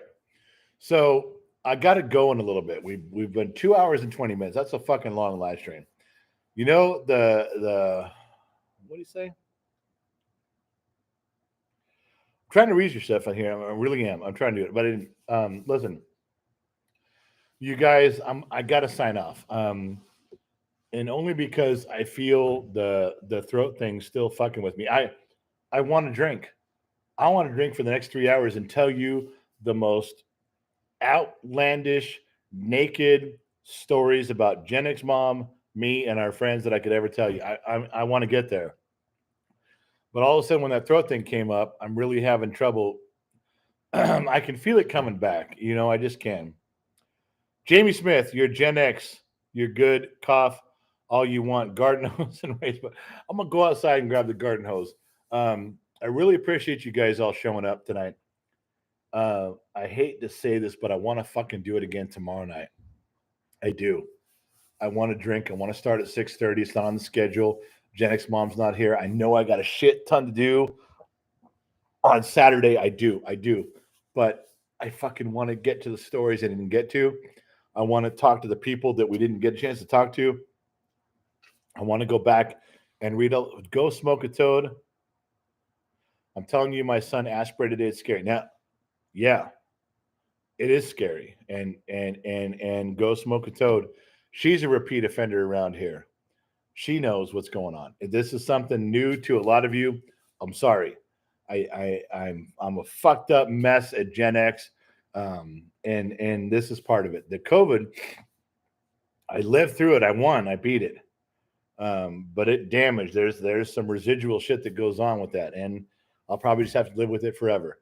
But the point of it is that I can't scroll down. Christopher says you still owe us a fishtail tomorrow. Caught a fish this big, said the one-armed fisherman. Look, I will do it tomorrow. Everyone wants to show up tomorrow. Let's do it. Same bat time, same bat channel. Let's show up at 6:30 tomorrow. I'll let Gen Z Kid know. No fucking more ambush videos. Fuck that. Let's go for a live stream. Let's talk about some cool shit. Let's drink. And let's get to the bottom of the glass. Let's talk about stuff. No, before I go, if I don't whore myself out, I get no badonk from Gen X mom when she gets back. So please let me get this in order. Hit the like and subscribe button. Thank you. Patreon, it's $1, it's $1. Join that to see all the behind the scenes shit that you don't get to see anywhere else. What's the other one? Cameo. You can hire Will Smith or Ryan Reynolds to wish you a happy birthday. You can go on Cameo and find any star that's out there. You can pay them $600, $1,000 to send you a personal video. Well, we're like at $30 or something. We're nothing, but we're on there. And I have broken up with boyfriends. I've told them to go fuck themselves and don't call the girl anymore. I have quit jobs for people where the guy Jeff says, hey, tell my boss I'm quitting, go fuck himself. And I told the boss that Jeff has left the office, and as soon as everybody else finds a job, they're leaving too. But I've done some wonderful happy birthdays. I've done some stuff that was meaningful that you guys needed some encouragement on. The kid and I have done these things over and over and over. It's a lot of fun. Cameos are a lot of fun. They really are. I dig those. I know on Cameos, you're only supposed to give 30 seconds or 10 seconds or 20 seconds. We give 2 or 3 minutes, man. We're having a good time. We do it all the time. I know we're blowing the curve on that, but we're doing it. I don't know what else I was supposed to pump. Probably some merchandise and shit. I don't know what the fuck else there was there. Yeah. River and Bebop, still the same question. River and Bebop was at the beginning of this live stream. He is now at the end of this live stream with his question, what was Charlie Brown's father's profession? I don't fucking know. Now, if I Googled it, I'd know, but I'm not a cheater. If I don't have the Gen X knowledge, I don't fucking got the Gen X knowledge. I don't know. Reverend Bebop, I'm gonna have to Google that and then kneel before you next time because I don't know. I promise. I don't know. Anyway, you guys lived through the beginning when I was straight laced for the judge. You guys went through the changeover when I got my gear back on. We're all on the same page right now, and we're good. And I'm gonna head out. Bartoludu's